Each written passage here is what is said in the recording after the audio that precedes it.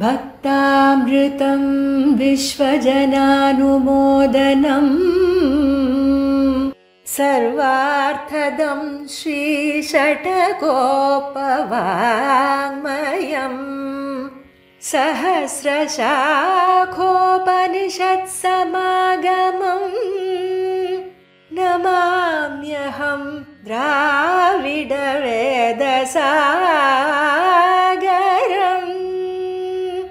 திருவழுதினாடென்னும் தென்குருகூரென்னும்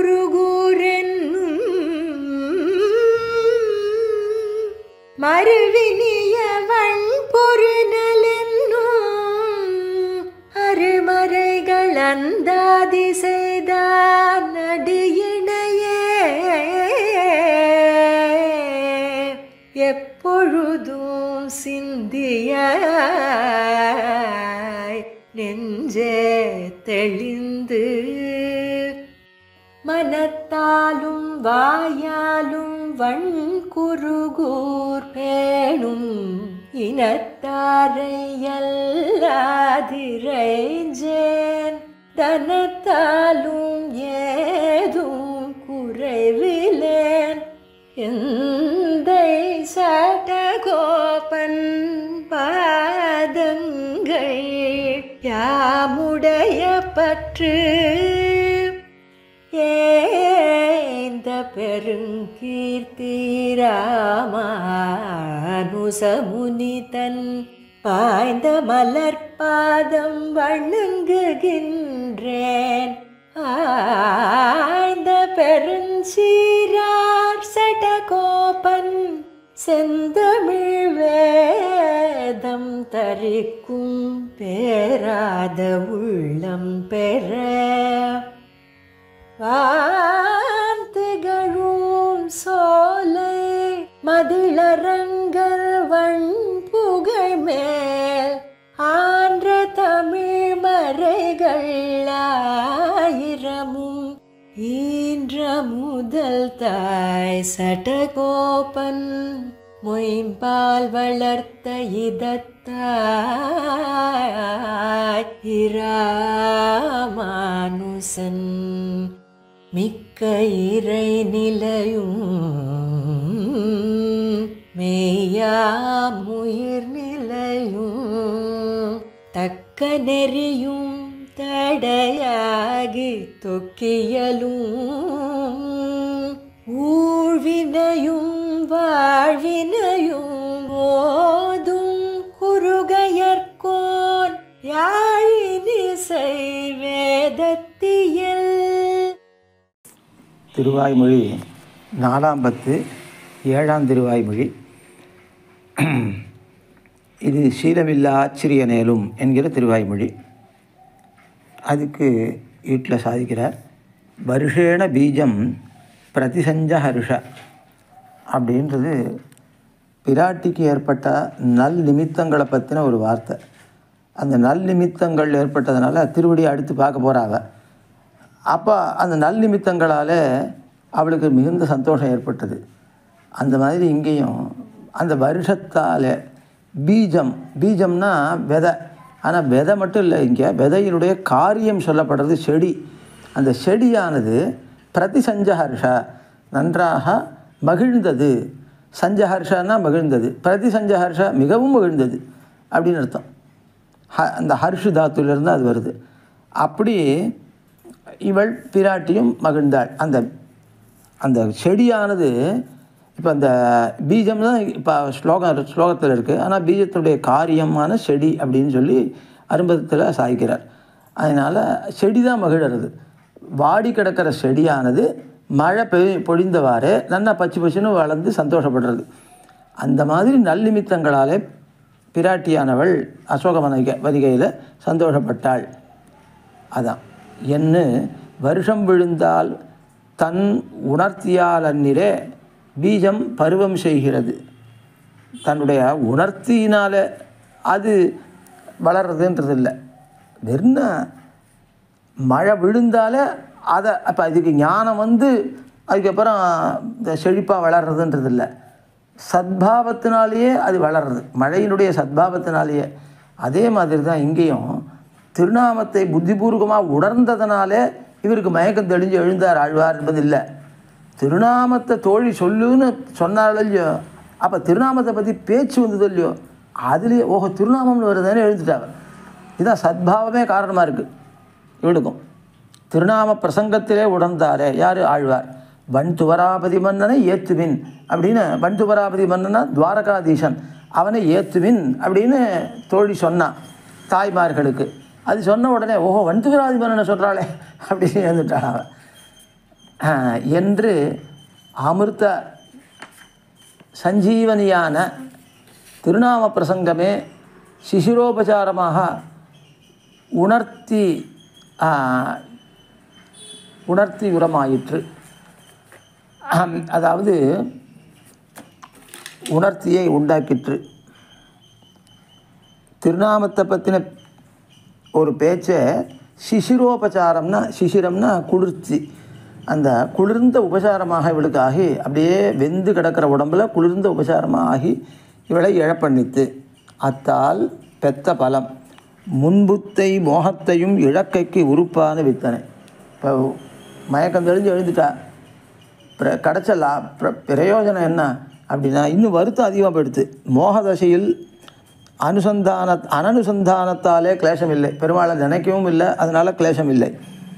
பிறந்த உணர்த்தி பேத்துக்கு உடல் அல்லாமையாலே கிளேசத்தை விளைக்க அறிவு வந்துடுத்து, இப்போ உணர்ந்துட்டா, ஆனால் பெருமாள் கிட்டலையேன்னு வருத்தம் வந்துடுது, பெருமாள் அடையிலேயே. அதனால் அத்தாலே கூப்பிடுகிறார். உறக்கத்தில் பசி பொறுக்கலாம், உணர்ந்தால் உண்டன்றி நிற்க ஒண்ணாதே. அதனால் உணலைன்னா எழுந்த உடனே நிற்க முடியாது. உணர்ந்த அனந்தரம் பொறுக்க ஒண்ணாதபடி தமக்கு பிறந்த அலாப கிளேசத்தை அனுசந்தித்து அவன் ஆபத்துக்கு உதவும் சுபாவனாய் இருக்கிறபடியையும் ஆபத்துக்கு நிதானமறிந்து பரிகரிக்க வல்லன் என்றும் ஆபத்துக்கு உதவுகைக்கு ஈடான பிராப்தியை உடையவனாவது பிரிந்தால் பொறுக்க ஒண்ணாதபடியான வடிவழகை உடையனாவது. அவன் ஆபத்தை அறிந்து பரிகரிக்கக்கூடியவன், ஆபத்துக்கு உதவுற சுபாவன், அது உதவுகைக்கு ஈடான பிராப்தி சம்பந்தத்தையும் உடையவனாக இருக்கான். இப்போ யார்கிட்டேருந்தோ இந்த நம்ம ஆபத்தை பரிகரித்து கொள்ளலை, நமக்குன்னு எல்லாவித சம்பந்தத்தையும் 9 சம்பந்தத்தை உடைய எம்பெருமான் தானே, அவன்கிட்ட இருந்தால் நம்முடைய ஆபத்தை பரிகரித்து கொள்கிறோம். அதனால் நமக்கு அது இதுவாக இருக்கும். யாரோ ஒத்தாசை பண்ணிட்டு போகிற வழியில் போகிறோம் ஒத்தாசை பண்ணா அப்படின்றது இல்லை அப்படின்ற. அதனால தான் பிராப்தியை உடையவனாவது பிரிந்தால் பொறுக்க ஒண்ணாதபடியான வடிவழகை உடையனாவது. அவ்வளோ அழகாக இருக்கான், இவனை பிரிஞ்சு எப்படி வாழறது அப்படின்னு ஆழ்வாருக்கு தோத்துறது. ஆபத்துக்களிலே விரோதியை போக்கி உதவுகைக்கு ஈடான சக்தியை உடையனாவது. அதுக்கு மேலே அவனுக்கு சக்தி இல்லாமல் வெறும் அழகு மட்டும் இருக்கா? இல்லை, ஆபத்தில் விரோதிகளை அழித்து ரட்சிக்கக்கூடியவன். இப்படி இருக்க தம் ஆத்தாமைக்கு உதவ காணாமையாலே பரமபதத்திலே இருந்தானாகிலும் அவ்விருப்பு நிலைகுலைந்து முகங்காட்டும்படி ஆர்த்தியாலே நிரம்பித்து ஒரு கடல் கையெடுத்து கூப்பிட்டா போலே கேட்டாரடைய நீராம்படி கூப்பிடுகிறார். ஒரு கடல் எவ்வளோ பெருசாக துவனி பண்ணும், அந்த மாதிரி பெரிய துவனியோட கூப்பிடுறார். எங்கே இருந்தாலும் சரி, பரமபதத்தில் இருந்தாலும் தன்னுடைய துவனி அவ்வளோ தூரம் போகுமா, அவ்வளோ பெரிய குரலில் எம்பெருமானை கூப்பிடுகிறார்.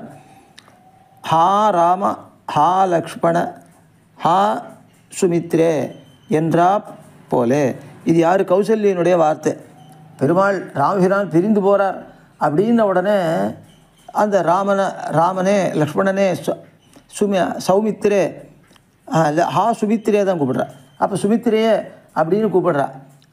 அப்படி நீங்களாம் எங்கே இருக்கீள், என்ன ராமன் பிரிஞ்சு போகிறானே அப்படின்னு அவ்வளவு அழறா என்றா போலே.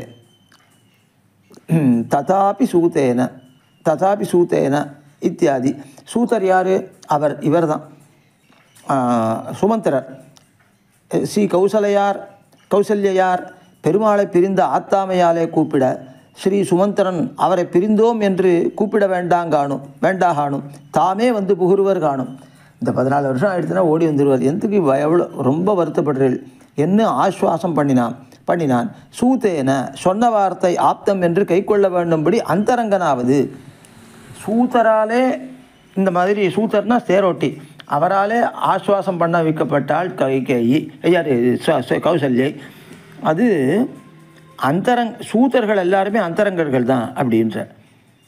அப்படி அவன் சொல்கிற வார்த்தை கை கொள்ள வேண்டும்படி அந்தரங்கனாவது. அதுக்கு ஒரு 2 அர்த்தம் துவனிக்கும்படியாக ஒரு வார்த்தை சொல்கிறார். சாரதிகள் சொல்லுவதெல்லாம் ஆப்தமிரே. சாரதி யார்? கண்ணன பெருமான். அவன் சொன்னது அர்ஜுனுக்கு ரொம்ப பத்தியமாக ஏற்புடையதாக இருந்ததோ இல்லையோ, இவரும் சாரதி சுமந்திரரும். அப்போ சாரதிகள் சொன்னால் சரியான வார்த்தையாக தானே இருக்கும். அதனால் கௌசல்யக்கு ஆசுவாசம் ஏற்படும்படி அவரும் சொன்னார் அப்படின்றார். அதனால் சாரதிகள் அப்படின்னு சொல்கிறது சுமந்தராகிற சாரத்தின்னு வச்சுக்கலாம், கண்ணன பெருமான் ஆகிற சாரதி அப்படின்னு வச்சுக்கொள்ளலாம். ஆப்தமிகை சுயுக்தவாதினா, அப்போ நன்றாக யுக்தியோடு கூடினா நல்ல நல்ல சொற்களை உடைய வார்த்தை பேசுகிறவர், நல்ல சொற்களாலே பேசுகிறவர். அது இல்லையே ஆகிலும் அப்படின்னா ஆப்தமாக இல்லைன்னா, ஆப்தம்னா நம்ப தகுந்ததுன்னு அர்த்தம்.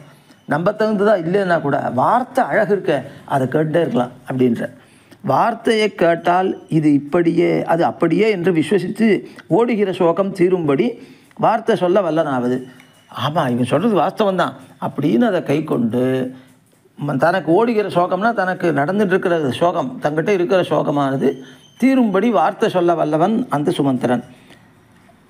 நிவாரியமான அப்படிப்பட்ட சூத்தராலே தடுக்கப்படுறவள், சோகப்படாதேன்னு தடுக்கப்படுறவள். இவனாலே இது வேண்டா என்று தடுக்கப்படா நிற்கச் செய்தேயும் சுதசோக கரிசிதா. சுதர்னா பெருமாள் ராமபிரான், இவர் பிள்ளை. அந்த பிள்ளையினுடைய சோகத்தினாலே, அவர் பிரிந்ததினாலே ரொம்ப மெலிந்து போனவளான கௌசல்யை. இப்படி இவனை போரப்பொலியை சொல்லும் காட்டில் நிவர்த்தமாக இப்படி இவன் யார்? அந்த சுமந்திரன். இந்த அர்த்தங்களை அவன் போகிற பொலியை சொன்னாலும் கூட ராமபிரானை பற்றி ரொம்ப நன்னா சொல்கிறான். ஆனால் அவனுடைய பிரிவை அது போக்காதே, அந்த பிரிவினால் வர துயரத்தை அப்படியே தான் வச்சுருக்குது அப்படின்னு சொல்கிறார். அதனால் நிமிர்த்தமாகாதிரே. இவள் பிரிந்த விஷயத்தில் ஆத்தாவை நெடுநாள் கூடி பெற்ற பிள்ளையை பிரிந்தால் தரிக்கப் போகாதிரே. இவள் பிரிந்த விஷயத்தில் இருக்கிற ஆத்தாமைன்றது நம்மாழ்வாராகிற பராங்குஷ நாயகி. அவள் பிரிந்திருக்கா கண்ணன பெருமான. அந்த ஆத்தாமை நெடுநாள், அது இவளுக்கு ஆத்தாமை இருக்குன்னா நெடுநாள் கூடி பெற்ற பிள்ளை. எத்தனை காலம் பிள்ளை வேணும்னு கௌசல்யா தவம் இருந்திருப்பாள். தசரதனும் அவளும் 60,000 வருஷம் வாழ்ந்திருக்கா. அப்புறம் தானே வாழ்ந்திருக்கு, பிறகு தானே அந்த பிள்ளையை பிறந்திருக்கார். அதனால் அந்த பிள்ளையை பிரிந்தால் தரிக்க போகாதே. அப்போ எவ்வளோ காலம் கூடி தபஸ் பண்ணி பெற்றிருக்கார் ராமனை. தசரதன் சரி, கௌசல்யும் சரி. அவளுக்கு பிரிய முடியுமா? இனிமேல் பிரிந்தால் தரிக்க முடியுமா? நச்சைவ தேவி விரராம கூஜிதாத். அதனால் சுமந்திரன் வார்த்தை அழகே தவிர அவளால் அந்த சோகத்தை மாற்றிக்கொள்ள முடியலை என்ற. நச்சைவ தேவி விரராம கூஜிதாத். கூஜிதம்னா கூவுறது, அதாவது புலம்புறது. அந்த புலம்பலிலிருந்து அவள் விரராம, அவள் நீங்கினாள் அல்லள், நிவர்த்தி அடைந்தாள் அல்லள். அவள் இன்னும் சொல்லிட்டே தான் இருந்தால், அலத்திட்டே தான் இருந்தாள். பிறர் கண்ணீரையும் மாற்றி இதுக்கு முன்பு சோகமும் புதியது உண்ணாதே போந்தவள் கூப்பீட்டில் நின்றும் ஓவித்திலள். இதுக்கு முன்னாலெல்லாம் சோகம்ன்றதே எப்படி இருக்கும்னு தெரியாதவள், புதியது உண்ணாதவள்னா அதனுடைய சம்பந்தமே இல்லாதவள். அவள் இப்பொழுது கூப்பீட்டில் நின்றும் ஓவித்திலள். எவ்வளவு காலம் பெருமானை நினச்சி ராமன் நினச்சி கூப்பிடுறாளோ அதிலிருந்து நீங்க மாட்டேன்றா, சொல்லிகிட்டே இருக்கா, கூப்பிட்டுட்டே இருக்கா. கூப்பிடுகிற போது தான் கேட்டார்கடையே இரக்கம் பெருக்கும்படி குயில் கூவினார் போல காணும். கூஜிதாத்துன்னு ஏன் பதம் போடுறார் அப்படின்னா கூவுறார். இப்போ குயில், இப்போ பாகவதத்தில் ஒரு வார்த்தை வருது, ருருதுஹூ சுஸ்வரம் அப்படின்னு. அவள்லாம் கோபிகைகள்லாம் கண்ணனை பிரிந்து சுஸ்வரமாக அழுதார்கள். ருருதுஹூன்னு பதம். அந்த மாதிரி இங்கே அவள் குயில் மாதிரி கூவுகிறாள். எப்போ? பிரிந்த சோகத்தில் இரக்கம் பிறக்கும்படி குயில் கூவினார் போலே காணும் கூப்பிடுவது. கூப்பிட்ட பாசுரம் பிரியேதி புத்திரேதி ச ராகவேதி ச. இப்படி சொல்கிற. பிரியனே, புத்திரனே, ராகவனே, ரகுவம்சஸ்தவனே அப்படின்னு அர்த்தம். பிரிந்தால் தரிக்க ஒண்ணாதபடி எனக்கு இனியவரே. இது ஒன்றொன்றும் இவருடைய பிரியத்துக்கு காரணம். அப்படி எனக்கு அவ்வளவு இனியவரே, உம்மை பிரிந்தாருடைய ஆத்தாமைக்கு நிவர்த்தகரானவரே. புத்திரன் என்ன பண்ணுவான்? தாயை தகப்பன் சோகத்தை நீக்கிறவன். அதனால் எனக்கு பிரிய அப்படின்னா இனியவரே அர்த்தம். அப்புறம் புத்திர ஆத்தாமை நீக்கிறவரே. அதாவது புன்னாம்னோ நரகாத் திராயத்தை புத்திரஹா அப்படின்னு ஒரு தர்மசாஸ்திரம் இருக்குது. புத்துன்ற நரகத்திலிருந்து காப்பாற்றுறவன் புத்திரன். அப்போ பிரிந்தாருடைய சோகத்தை நீக்கிறவர்னு அர்த்தம் கிடைக்கிறது. அதனால் இப்போ சோக நிவர்த்தகர்னு ஆறுதல் இல்லையா, புத்திர சப்தத்துக்கு அப்படி அர்த்தம் ஆறுது. அதனால் புத்திரான்னு இப்போ சொன்னதுனால எனக்கு இப்போ இருக்கிற துயரம் என்ன அப்படின்னா உண்மை பிரிந்த துயரம் தானே, அது நீக்கிறவரே. அப்புறம் ராகவா அப்படின்னா ரகுவம்சத்தில் இருக்கிறவா எல்லாரும் ரக்ஷகர்கள். அந்த ரகோஹோ கோத்திராபத்தியம் புமான் ராகவா, அப்போ கோத்திராபத்தியம் தானே, அப்போ அந்த கோத்திரத்திலேருந்து வம்ச பரம்பரையில் வந்தவர். அதனால் எல்லாரும் ரக்ஷகர்கள். அப்படி நீரும் ரக்ஷகராச்சே அப்படின்னு கேட்குறா. சர்வ ரக்ஷகர் குடியிலே பிறந்து பெத்த தாயை நலியலாமோ. அப்போ ராகவான்னு சொல்கிறது ஒரு வெங்கியமாக சொல்கிறான். ராகவராக இருக்கிறே, என்னை பிரிந்து போயிட்டீரே, தாயை நலியலாமோ என்று அவள் கூப்பிட்டார் போலே இவரும் கூப்பிடுகிறார். யார்? நம்மாழ்வாரும் அதாவது பராங்குஷ நாயகியும் கூப்பிடுகிறாள் அப்படின்னு அர்த்தம். இல்லை நம்மாழ்வாரும் கூப்பிடுகிறார். அதுக்கப்புறம் இதோட அவதாரிக்க முடியறது இந்த 4-7க்கு. அடுத்து முதல் பாட்டு நெடுங்காலம் கூப்பிடச் செய்தேயும் விஷயீகரியாதபடியாக நான் பண்ணின பாபத்தின் மிகுதி இருக்கிறபடியன் என்கிறார். எவ்வளவோ காலமாக உன்னை கூட்டுருக்கேன், ஆனாலும் என்னை நீ விஷயீகரிக்கலை, அந்த அளவுக்கு நான் பெரிய பாபம் என்ன பண்ணியிருக்கேன் என்கிறார் ஆழ்வார். பாட்டு சீலமில்லா சிறியனேலும் செய்வினையோ பெரிதால் ஞானமுண்டாய் ஞானமூர்த்தி நாராயணா என்னன்னு காலந்தோறும் யாரிருந்து கைதலை பூசலிட்டால் கோலமேலை காணவாராய் கூவியும் கொள்ளாயே. சீலமில்லா, சீலமாவது நன்மை, அதாவது விருத்தம், நல்ல செயல்னு அர்த்தம். விருத்தத்தை சீலம் என்ன கடவுதிரே, இப்போ விருத்தம்னா செயல்னு அர்த்தம், அதையே சீலம்னு சொல்லலாம் தமிழில். இப்போது நன்மை இல்லாவிட்டால், விருத்தம்னா நல்ல செயல், அப்போ நன்மைன்னு அர்த்தம். நன்மை இல்லாவிட்டால் மேல் ஒரு நன்மை உண்டாக்கி கொள்ளுகைக்கு ஒரு ஆசிரியமும் இல்லை கிடையாது, ஒரு ஆசிரியம் கூட இல்லையே அப்படின்றார். என்னென்னா இப்போ ஞானம் இல்லாமல் போய்டுறதோ இல்லையோ, அப்போ ஜீவாத்மாவுக்கு தனித்த தன்மையே ஞானம் உடைமை தானே, அச்சேதனத்திலேருந்து வியாவிருத்தி. அப்போ ஞானம் இல்லைன்னா அந்த வஸ்துவே அழிஞ்சுதுன்னு அர்த்தம். அதனால் ஆசிரியமே இல்லை அப்படின்னு சொல்கிறார். இல்லை கிடையாது. சிறிய நேலும் அப்படின்னா ஆத்மா அணுவாய் ஞானம் விபுவாயிர இருப்பது. அப்போ சீலம் இல்லாதவன் சிறிய நேலும் நான் அணுதான் அப்படி இருந்தாலும் கூட ஞானம் விபுவாச்சே, ஆத்தாமையாலே ஞானப்பரப்பை அடங்கி ஆத்ம சத்பாவ மாத்திர ஆயித்து காணும். அப்போ சிறியனா எப்படி என்ன, இப்போ ஞானத்திலையும் சின்னதான எடுத்தேன், ஞான பரப்பை அடங்கி போடுத்து வெறும் ஆத்மாவினுடைய சத்பாவம் மட்டும் இருக்குது எனக்கு. இப்போ ஏன்னா உன்னை பெரிய துயரத்தினால இப்போதும் ஒரு நன்மை இன்னிக்கே மேலும் ஒரு நன்மை ஆர்ஜித்து கொள்ளுகைக்கு ஆசிரியமில்லாதபடி சிறியனாக இருந்தேனே ஆகிலும். அதனால் இப்போ ஒரு நன்மையும் இல்லை, இனிமேல் நன்மையை உண்டாக்கி கொள்ளவும் முடியல, அப்படி ஒரு அதுக்கு ஆசிரியமே இல்லாதபடி சின்னவனாக இருக்கேன்.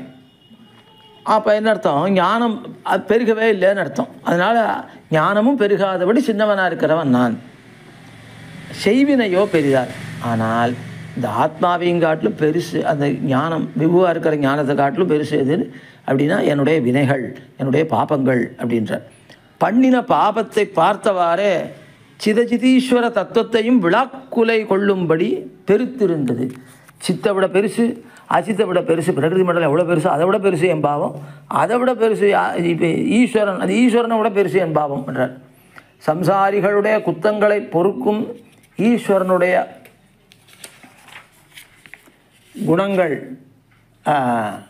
குணங்களிலும் குணங்களை காட்டிலும் அவன் தந்த பக்தி ரூபா பண்ண ஞானத்திலும் காட்டிலும் ஆயத்து இருக்கிறது. அந்த ஞானமும் அகிஞ்சித்கரமாய் அக்குணங்களும் நடையாடா நிற்கச் செய்தே பாபம் அனுவர்த்திக்கிறது.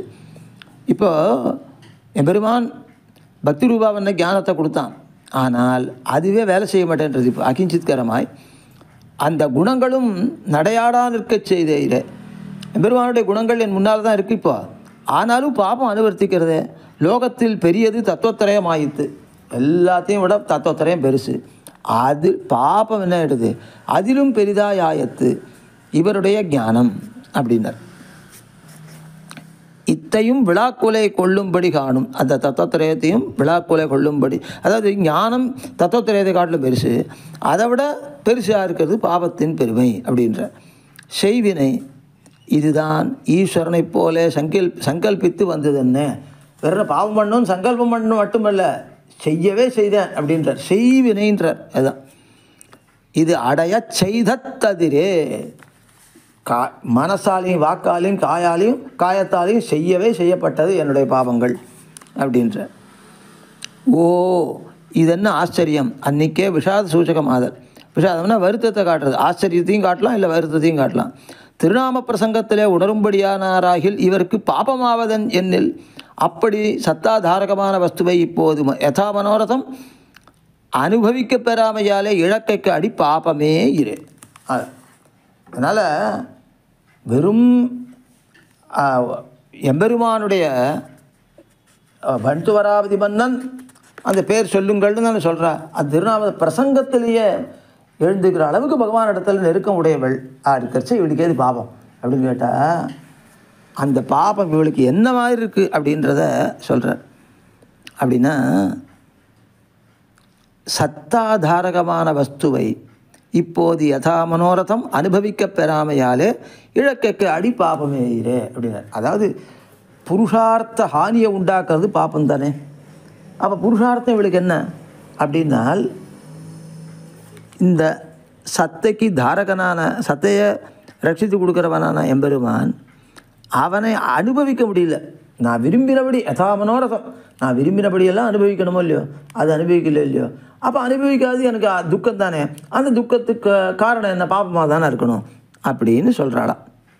அடுத்து ஞாலம் உண்டாய் பாபப்பிராச்சுரியத்தை அனுசந்தித்தால் பிராயசித்த பண்ணை இழியும் அத்தனையிலே தந்தாமுடைய எத்தனத்தாலே பேரு என்னிருப்பார் நாட்டார் என்னிருப்பார்.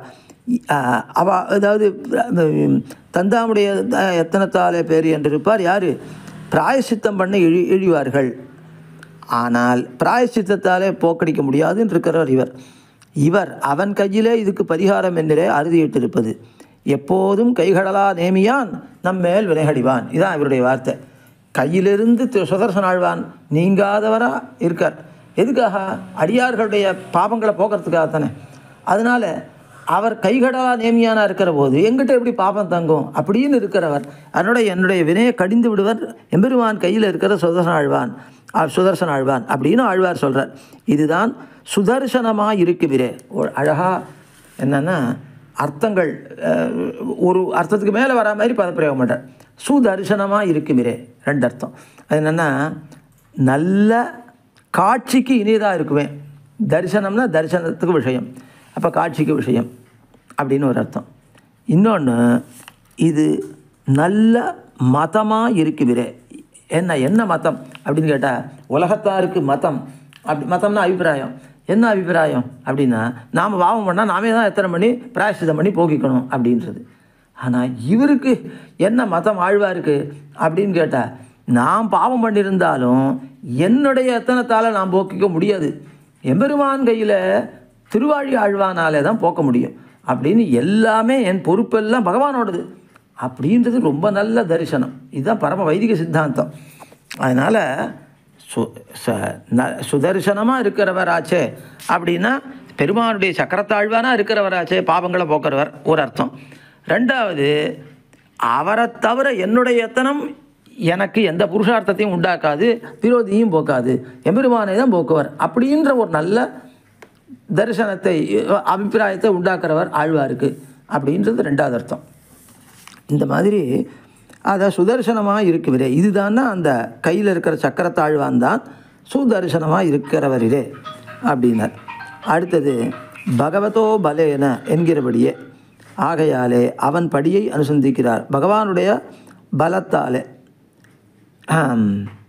என்ன பண்ணுறா, கஜம்பா வீக்ஷ சிம்மம்பா என்று பிராட்டி யானையை பார்த்தாலும் சிங்கத்தை பார்த்தாலும் பயப்படவே இல்லை காட்டில் அப்படின்னு. அப்போ ஞாலம் உண்டாய் இனி பரிகாரம் இல்லை என்னும்படியான ஆபத்துக்களிலே உதவுமவன் நன்றோ. ஞாலத்தையே விழுங்குறானே, எப்போ அது பிரளயம் ஜகத்தையே அழிக்க நினைக்கிறச்சே தன் வயத்தில் வைத்து அதை ரட்சிக்கிறான். அப்போ தான் உதவுவியா? எல்லாருக்கும் உண்டான ஆபத்து இதான். பூமியாக பிரளயம் கொள்ளிலோ ரட்சிக்கலாவது. அப்போ பூமி முழுவதும் பிரளயம் வந்தால் தான் ரட்சிப்பியா நீ? எல்லாருக்கும் உண்டான ஆபத்தின் ஒருவனுக்கே வந்திருக்கே, அப்போ உதவக்கூடாதா நீ? தந்தாமுடைய ஆபத்தை அறிந்து கூப்பிடாதா இருக்கோ உதவலாவது. இப்போ ஜெகத்தை வந்து பிரளயம் மூடுறச்ச யாருக்காவது தெரியுமா? திடீர்னு வந்து அவ்வளோதான் தெரியுமே தவிர என்ன பண்ணுறதுன்னு தெரியாது. அவளுக்கு தான் உதவுவியா? நான் ஆபத்தறிந்து கூப்பிடுறேன் இல்லையோ, எனக்கு உதவக்கூடாதா அப்படின்னார். பிரளயம் கொண்ட பூமி தன்னைத்தானே எடுக்க எத்தனம் பண்ணு வந்திரே தந்தாம் கர்வங்களுக்காக தாம் தாம் பரிகரித்து கொள்ள பிராப்தி உள்ளது. இப்போ பிரளயம் இருக்க அது வந்து ஜெகத்தை மூடித்துன்னா இந்த பூமி தானாக ஒரு பரிகாரம் பண்ணி தன்னை பிரளயத்தில் காப்பாற்றிக்க முடியுமா? முடியாது. பண்ணாதோ இல்லையோ. அதே மாதிரி நானும் என் பாபத்திலிருந்து என்னை காப்பாற்றிக்கொள்ள நானே முயல மாட்டேன். எனக்கு எம்பெருமான் போக்கி கொடுத்தா உண்டே தவிர நானாக எந்த முயற்சியும் பண்ண மாட்டேன். இதுதான் அவருடைய நல்ல அபிப்பிராயம், நல்ல மதம். இதுதான் பரம சித்தாந்தம் நமக்கு. அதுதான் அப்போ பிராப்தியே இல்லை. தந்தாம் கர்மங்களுக்கு தாம் தாம் பரிகரித்து கொள்ள பிராப்தின்றதே கிடையாதுன்னு அர்த்தம். சம்பந்தமும் ஆபந்தராகையும் அன்றோ உனக்கு ரட்சிக்கைக்கு வேண்டுவது. உன்னோட சம்பந்தம் இருக்கணும், அந்த சம்பந்தத்தை உணர்ந்தவன் நான். ரெண்டாவது, நான் ஆபத்து உடையவனாக இருக்கேன். இது ரெண்டு போருமே உனக்கு உதவுறதுக்கு நான் ஒன்றும் எத்தனை பண்ணணும்னு உனக்கு ஒன்றும் தேவையில்லையே. நாம் உதவும் சுபாவரானாலும் பேரு இத்தலையால் அல்லே ஆன பின்பு பேத்துக்கு ஈடான ஞானம் வேணுங்கானும் உதவும் போது என்ன ஞானமூர்த்தி. பாரு, உனக்கு புருஷார்த்தத்தை அடையிறதுக்கு உனக்கு ஞானம் வேண்டாமா? நான் கொடுக்க போகிறேன் புருஷார்த்தம், ஆனாலும் அதை பற்றின ஞானம் உனக்கு இருந்தால் தானே நான் கொடுக்குறது உனக்கு புருஷார்த்தமாகும் அப்படின்னா அது கிடையாது. உனக்கு தான் என்கிட்ட எந்த ஞானம் இல்லைன்னாலும் எல்லாம் சேர்த்து உங்ககிட்ட ஞானமே நிறைஞ்சிருக்கே. ஞானமூர்த்தியே நீ இருக்கிய, ஞானமே வடிவானவனாக நீ இருக்கிய. என்னை நித்திய சம்சாரியாக்கி கொள்ளுகைக்கு ஈடான அறிவன்றோ என் கையில் இருக்கு. என்கிட்ட இருக்கிற அறிவை கேட்குறியா நீ? நான் என் அறிவை கொண்டு என்ன பண்ணுவேன்? மேலே மேலே இன்னும் சம்சாரியாக போவேன். உன்னோடைய அறிவை உபயோகப்படுத்தினா தான் நான் முக்தனாக ஆவேன். இத்தை கழித்து என்னையும் நல்வழி போக்கும் அறிவுள்ளது உன் கையிலே என்னோ ஆமார் ஒன்னறியேன். அதாவது உபாயம் ஒன்றையும் நான் அறிய மாட்டேன், ஆமாரறியும் பிரானே. ஆனால் அதெல்லாம் தெரிஞ்சிடும் நீ தான். நைவ கிஞ்சித் பரோட்சம் தே. நீ யார் விஷயமாகவும் எதுவும் உனக்கு பரோட்சமே கிடையாது. அடுத்தது எல்லாம் உனக்கு பிரத்யக்ஷம். நாராயணா, இப்படி ரட்சிக்க பிராப்தனானவனே, நாரங்களுக்கு அயனமாக இருக்கிறவன், நாரங்களை அயனமாக கொண்டவன், எல்லா விதமான சம்பந்தத்தையும் உடையவனோ இல்லையோ. அதனால் அப்போ நீ நாரங்களுக்கு சரீரமாக கொண்டவன். அப்போ கேவல சரீரமான நான் என்னை ரட்சித்து கொள்வேனா? இல்லை ஆத்மாவான நீ என்னை ரட்சிக்க பிராப்தி உடையவனா? இப்போ இந்த தேகத்தை தானே, இதுக்கு வியாதி வந்ததுன்னா தேகம் தானே ரட்சிக்குமா? உள்ளே இருக்கிற ஆத்மா தானே அது போக்குறதுக்கு எத்தனை பண்ணுறான். அதே மாதிரி தான் இந்த உலகத்துக்கெல்லாம் நீதான ஆத்மா, அதனால் எனக்கும் நீதான ஆத்மா, எனக்கு வந்து ஆபத்துக்கு நீதான ரட்சிக்கணும், நான் எப்படி ரட்சிப்பேன் அப்படின்னு நாராயணான்ற சப்துக்கு அபிப்பிராயன்றார் நம்பில்லை. அடுத்து காலந்தோறும் அப்புறம் என்று ரெட்டிப்பு சொல்கிறார். அது என்னென்னா ஒன்ட்ட என்ன அதுக்கு நாராயணா அப்படின்னா உபாயத்துவ உபயோகியான குணங்களையும் உடையவன், உபயத்துவ உபயோகியான குணங்களையும் உடையவன். இப்படி அந்த ரெண்டு நாராயணா என்று உன்னுடைய இந்த உபாயத்துவ உபயோகியான குணங்களையும் உபயத்துவ உபயோகியான குணங்களையும் சொல்லி அப்படின்னு இந்த இரட்டிப்புக்கு அர்த்தம். அப்படி சொல்லி இனிமேல் ஒரு பிரயோஜனத்துக்காக சொன்னால் அது கை புகுந்ததுன்னா ஆறி இருக்கலாம்.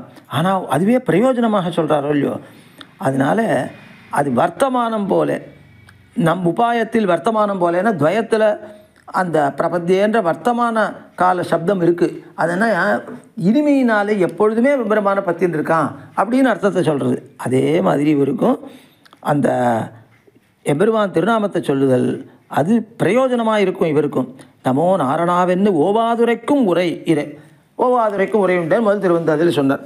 அப்போது அந்த நான் வாயிலுண்டே நமோ நாரணாவென்னு ஓவாதுரைக்கும் உரை உண்டு. அப்போ மூச்சு விடாமல் சொல்கிற, ஓவாதுன்னா மூச்சு விடா எப்போவுமே சொல்லிட்டு இருக்கிற உரை உண்டு. அதனால் அது சொல்கிறதுல நீங்கணும்னே தோணலை, அப்படி ஒரு ஆனந்தமாக இருக்குது அப்படின்ற. காலந்தோறும் ஒரு காலத்திலே இத்தையும் சொல்லி வேறொரு காலத்திலே வேறொரு வஸ்து உபாசியம் என்று அதிலே கலங்குகிறேனோ, யான் இருந்து படுவதெல்லாம் பட்டும் நூறே பிராயமாக இருக்கணுமோ, இன்னும் தொடர்ந்துகிட்டே இருக்கணுமா அது அப்படின்னார். அதனால் நான் காலந்தோறும் இந்த திருநாமம் சொல்கிறது தான் இருக்கேனே தவிர வேறு ஒன்றும் இல்லை. ஆனால் கலங்கின்னு இருக்கேனே, நான் இருந்து இன்னும் கலங்குறேனே, உன்னை அடையலையே, கைதலை பூசலிட்டால் தலையிலே கை வைத்தால் மெய் காட்ட வேண்டாவோ? அதாவது தலையிலே கை வைத்த உடனே நீ என்ன பண்ணணும்? ஒன்றை காட்டணுமோ இல்லையோ அப்படின்னு அர்த்தம். அதனால் அந்த கையில் தலையில் கையை வைத்தால் நீ உண்மையை தலையில் கை வைக்கிறது எப்படியோ இருக்கலாம், மனசில் பக்தி இருக்கலாம், இல்லைன்னாலும் இருக்கலாம்.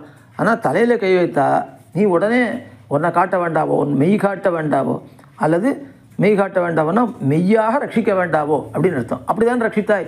யாருக்கு? திரௌபதிக்கு. அவள் கோவிந்த புண்டரீகாட்ச ரக்ஷமாம் சரணாகதாம்னு சொல்லி கையெடுத்து தலை மேலே வைத்து கூப்பிட்டவாறே என்ன உடனே புடவையை வர்த்தித்து கொடுத்து ரட்சித்தாயோ இல்லையோ அப்படின்றார். அப்போது கோலமேனி ஆசைப்பட்டார்க்கு அன்றாகில் அவ்வடிவு ஆர்க்கு. கோலமேனி அழகிய திருமேனி ஆசைப்பட்டவாளுக்காக தான் வச்சுட்டுருக்க, வெறுமை நீயே அனுபவிக்கிறதுக்காக வச்சுட்டுருக்க உன் திருமேனியை காண.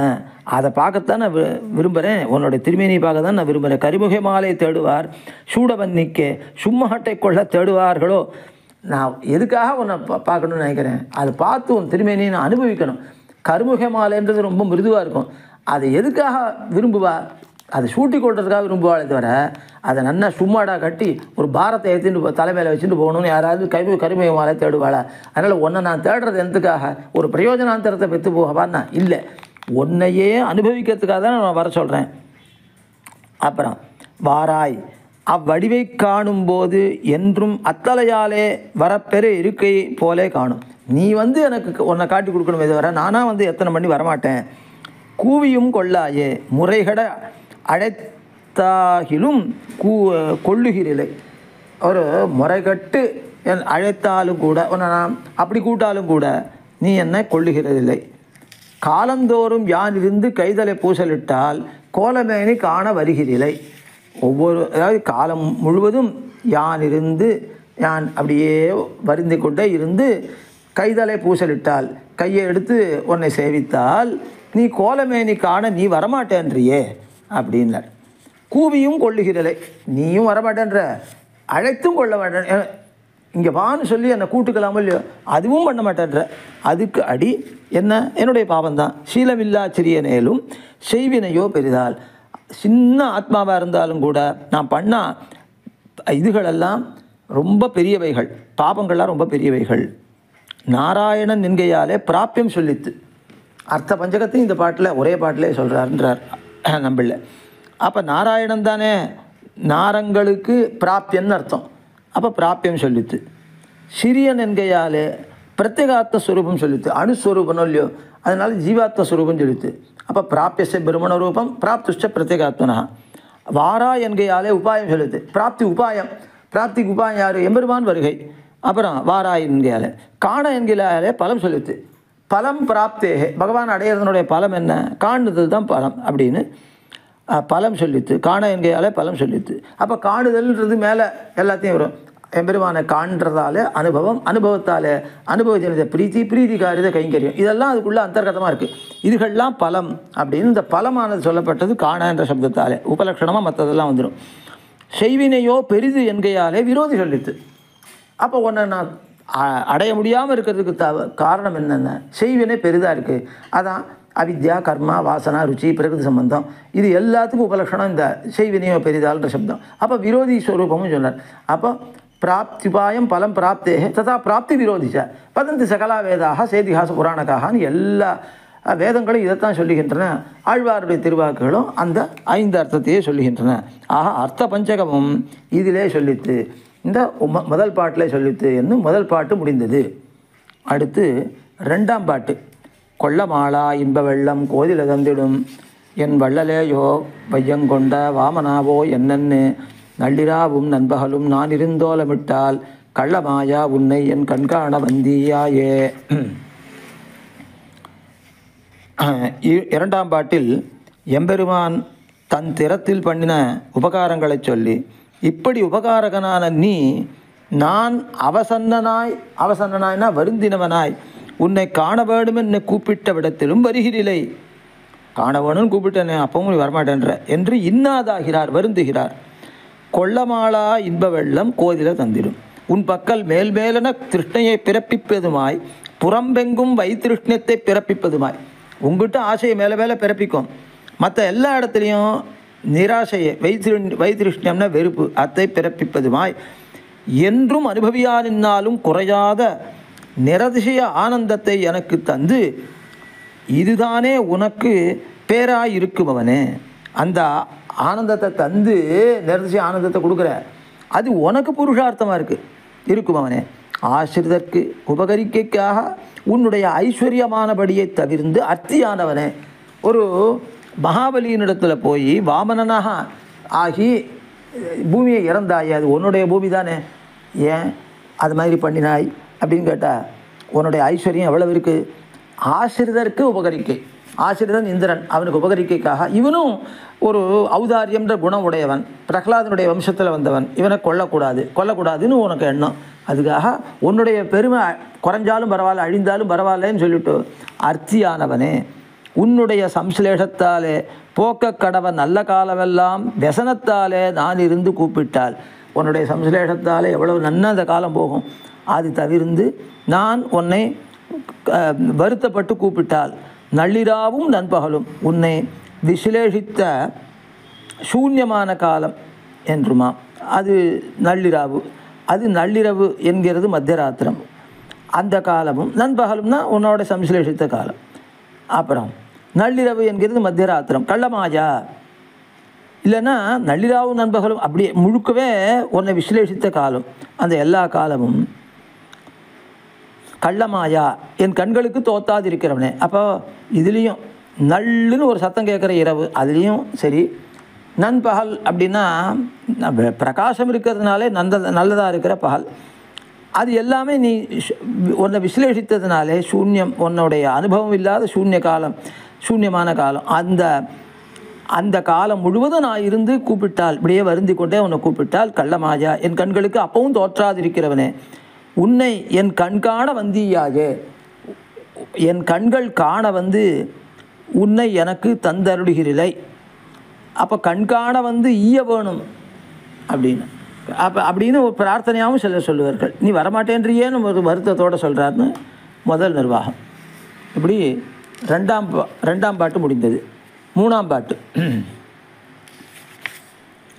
ஈவிலாத தீவினைகள் எத்தனை செய்தனன்கொல், தாவி வையங்கொண்ட எந்தாய் தாமோதரா என்னென்னு, கூவி கூவி நெஞ்சுருகி கண்பனி சோர நின்னால், பாவி நீ என்னொன்று சொல்லாய் பாவியேன் காண வந்தே. மூணாம் பாட்டில், எனக்கு உன்னை காட்டாதொழிந்தால் நீ என்னை காண்கைக்கு பாக்கியம் பண்ணித்திலை என்று நான் நிராசனாம்படி ஒன்று சொல்லுகிறலை என்று இன்னாதாகிறார்.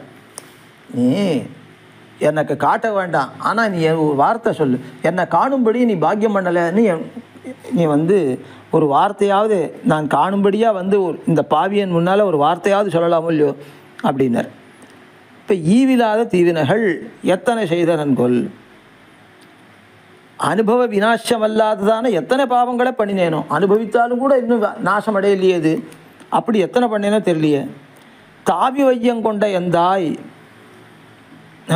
தாமோதரா என்னென்னு, நல்லார் தீயார் என்று பாராதே தாவி வையங்கொண்டவனே, அவர்களுடைய அபேட்சிதங்களை அனாயாசேன செய்து அச்செயலால் என்ன அடிமை கொண்டவனே தாமோதரா அப்படின்னா அதுவும் ஒரு செயல். இந்த உதரத்தில் கட்டுப்பட்டவன் என்றென்று கூவி கூவி நெஞ்சுருகி கண்பனி சோர நின்றால், உன்னை நெஞ்சு உருகி நான் கூப்பிடுகிற தாருண துவனியாலே என்னுடைய அந்த கரணமும் திரவியமாய் கண்பனி சோர நின்றால், உருகினதுக்கு கண் வழியே போக்குவிடான் என்றால், அந்த உள்ளிருக்கிற மனசெல்லாம் நீராக உருகி கண் வழியே வெளியில் வந்தால், அப்போ நீ என்ன சொல்லலாம், பாவினி என்னொன்று சொல்லாய் பாவியேன் காண வந்தேன். எப்போ ஆசிரியருக்கு அத்தியந்த பவ்யனானவனே தாமோதரா அப்படின்றனால பவ்யனானவனே என்று கூப்பிட்டு அந்த தாரண துவனியாலே எனக்கு அந்த கரணம் கண்ணநீராக பாயான் என்றால், பாவி நீ என்னொன்று சொல்லாய், நீ பாவி என்று ஒரு வார்த்தை சொல்லலாம் இல்லையோ? நான் காண வந்து சொல்லணும், என் கண்ணு முன்னால் நீ வந்து சொல்லணும், அதுவும் சொல்ல மாட்டேன்றியே என்ன இந்த 3ஆம் பாட்டால் அருளி செய்கிறார். அடுத்து 4ஆம் பாட்டு. காண வந்தன் கண்முகப்பே தாமரைக்கண் பிறழ ஆணிசம்பொன்மேனி எந்தாய் நின்னருளா என்னன்னு நாணமில்லா சிறுதகையே நானிங்கலத்துவதன் பேணிவானோர் காணமாட்டா பீடுடையப்பனையே. 4ஆம் பாட்டில் பிரம்மருத்ராதிகளும் கூட ஆசைப்பட்டு காணமாட்டாதபடியான பெருமையை உடைய சர்வேஸ்வரனை அதிக்ஷுத்திரனான் நான் காண வேணுமென்னு கூப்பிடான் என்றேன். நாணமில்லா சிறுதகையன், எனக்கு வெக்கமே இல்லை, எவ்வளோ பெருத்த யோகிகள்லாம் காண முடியல, ஒன்று நான் போய் காண முடியல நான் சொல்கிறேனே அப்படின்னார். அப்படி காணமாட்டாதபடி பெருமையை உடைய சர்வேஸ்வரனை அதிக்ஷுத்திரனான நான் காண வேணுமென்னு கூப்பிடான் என்றேன். என்ன நிர்லஜனும் என்கிறார். நான் என்ன நிர்லஜன், எவ்வளோ வெட்கம் இல்லாதவன் அப்படின்னு தன்னைத்தானே நொந்துகிறார். காண வந்தன் கண்முகப்பே தாமரை கண் பிறழ. காண வந்தன் கண்முகப்பே, நான் காணும்படியாக என் கண்ணெதிரே வந்து தாமரைக்கண் பிறழ ஆணிசம்பொன் மேனியந்தாய். தாமரைப்பூ போல இருக்கிற திருக்கண்கள் மிளிர, அது ரொம்ப பிரகாசிக்க, ஒட்டத்த செம்பன் போலே இருக்கிற அழகிய திருவடிவை காட்டி, அந்த நிறைய பிரகாசமாக இருக்குது. ஒட்டற்றன்னா வேறு உலோகங்கள் கலப்பற்று நன்னா பிரகாசிக்கிற தங்கம் இருக்கே, அந்த தங்கம் போல இருக்கிற அழகிய திருவடிவை காட்டி என்னை அடிமை கொண்டவனே, ஆணிசம்பொன் மேனி எந்தாய் என்னை அடிமை கொண்டவனே, நின்னருளாய் என்றென்று நிர்லஜனாய் அதிக்ஷுத்திரனான இவ்வுலகத்தில் இருந்து கதறினால் என்ன பிரயோஜனம் உண்டு? நான் இங்கு அலத்துவதன் என்ன பிரயோஜனம் என்று பிறழ விளங்க என்றும் சிலர் சொல்லுவர் என்றும் சொல்லுவர். அப்போ நாணமில்லா சிறுதகையே நானிங்கலத்துவன் தாமரைக்கண் பிறழ அப்படின்னு சொன்னார். தாமரைக்கண் பிறழன்னா தாமரைக்கண்ணானது விளங்க என்றும் சிலர் சொல்லுவார்கள் அப்படின்ற. அப்போது தாமரைக்கண் விளங்கன்னு ஒரு அர்த்தம். அது தாமரைக்கண்ணானது மிளிர அப்படின்னு அர்த்தம் சொல்லியிருக்கார். மிளிரன்னா அது அந்த பிரகாசத்தில் அது அப்பப்போ பிரகாசத்தை காட்டுறது அப்படின்னு ஒரு அர்த்தம் வச்சுக்கலாம்.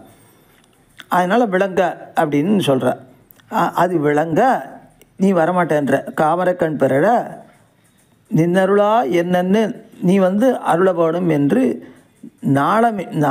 நாணமில்லா சிறுதகையன், வெட்கமே இல்லாத சின்ன சுபாவம் உடையவனான நான்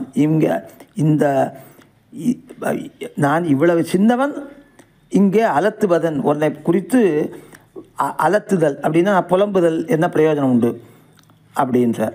அதுக்கப்புறம் இவ்வுலகத்தில் இருந்து நான் கதறேன், எவ்வளோ பெரிய மேன்மைக்கு இருப்பிடமான லோகங்கள்லேருந்தே உன்னை காண முடியாமல் பேணி வானோர் காணமாட்டா, உன்னை அவ்வளவு திருவாராதனம் பண்ணி இருக்கக்கூடிய வானோர்கள் இந்திரன் ருத்ரன் பிரம்மா இவர்களே காண மாட்டாதபடி இருக்கிறாய். அப்படிப்பட்ட பீடுடைய அப்பனையே பெருமையுடைய உபகாரகனான உன்னையே அவளே காண முடியல அப்படின்னுச்சு. அதிக்ஷுத்திரனான நான், அதுவும் இந்த லோகத்தில், அவளாம் அவ்வளோ பெரிய லோகத்தில் இருந்துகிட்டே காண முடியல, நான் இந்த பூமண்டலத்தில் இருந்துட்டு உன்னை காண முடியலன்னு கூப்பிடுறேனே, நான் எவ்வளவு லஜ்ஜை இல்லாதவன் என்கிறார் 4ஆம் பாட்டில். 5ஆம் பாட்டு.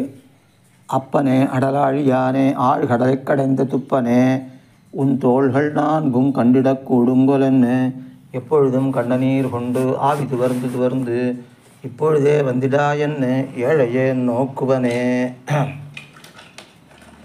5ஆம் பாட்டில் ஈடு அவதாரிக்க பிரம்மாதிகளுக்கு 5ஆம் பாட்டு. பிரம்மாதிகளுக்கும் காண முடியாதிருக்கிற உன்னுடைய வடிவழகை காண வேணும் என்று ஆசைப்படான் என்றேன்.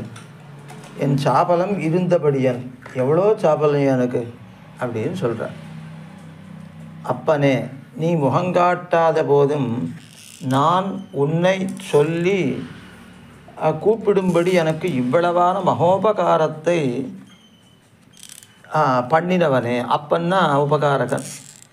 அப்போ எம்பெருமானை மறந்து போகாமல் இருக்க வைக்கிறானோ இல்லையோ, இதுதான் எம்பெருமான் பண்ணின உபகாரம். அடல் இத்தியாதி அடலாழியானே. அடல் மிடுக்கு எப்போது மொக்க யுத்த உன்முகமாய் விரோதி நிரசன சீலமாய் என் பிரதிபந்தகத்தை போக்குகைக்கு பரிகரமான திருவாழியே உடையவனே. அடல் ஆழியானே, யுத்தோன்முகமான திருவாழியே உடையவனே, திரு சக்கரத்தாழ்வானே உடையவனே. ஆழ்கடல் இத்தியாதி ஆழ்கடலை கடைந்த துப்பனே. துப்பன்னா சமர்த்தன். உன்னை உகவாதே பிரயோஜனாந்தரமே அமையும். அங்கே கடல்லேருந்து கடல்ற அமுதமே போகும் அப்படின்னு நினச்சிட்டு இருக்காவா. என்னும் அவர்களுக்கும் அப்படிப்பட்ட பிரயோஜனாந்தரவர்களான தேவர்களுக்கும் அப்பிரமேயோ மகோததி என்று ஒருவரால் அளவிட ஒண்ணாதபடியான கடலை கடைந்து, அப்பிரமேயம் அளவிட முடியாதபடி எங்கேயும் அவ்வளோ பறந்துருக்கு, அதை நீ கடைந்து கொடுத்தாய் அவர்களுக்காக என்று ஒருவரால் அளவிட ஒண்ணாதபடியான கடலை கடைந்து கொடுத்த சாமர்த்தியத்தை உடையவனே. அவளுக்காக இவ்வளோ பாடுபடுறிய, பிரயோஜனாந்தரத்தை எதிர்பார்க்குறா, கடையிற உன்னுடைய அழகை பார்க்க மாட்டேன்றாளே. உன் இத்தியாதி உன் தோள்கள் நான்கும் கண்டிட கூடுங்கோல் என்று அவர்களைப் போலே உப்புச்சாறு கொண்டு போமவர் அல்லரே இவர். அந்த அமுதம் ஆழ்வாருக்கு என்னவா இருக்குது? உப்புச்சாராக இருக்குது. அதனால் உப்புச்சாறு கொண்டு போமவர் அல்லரே ஆழ்வார்.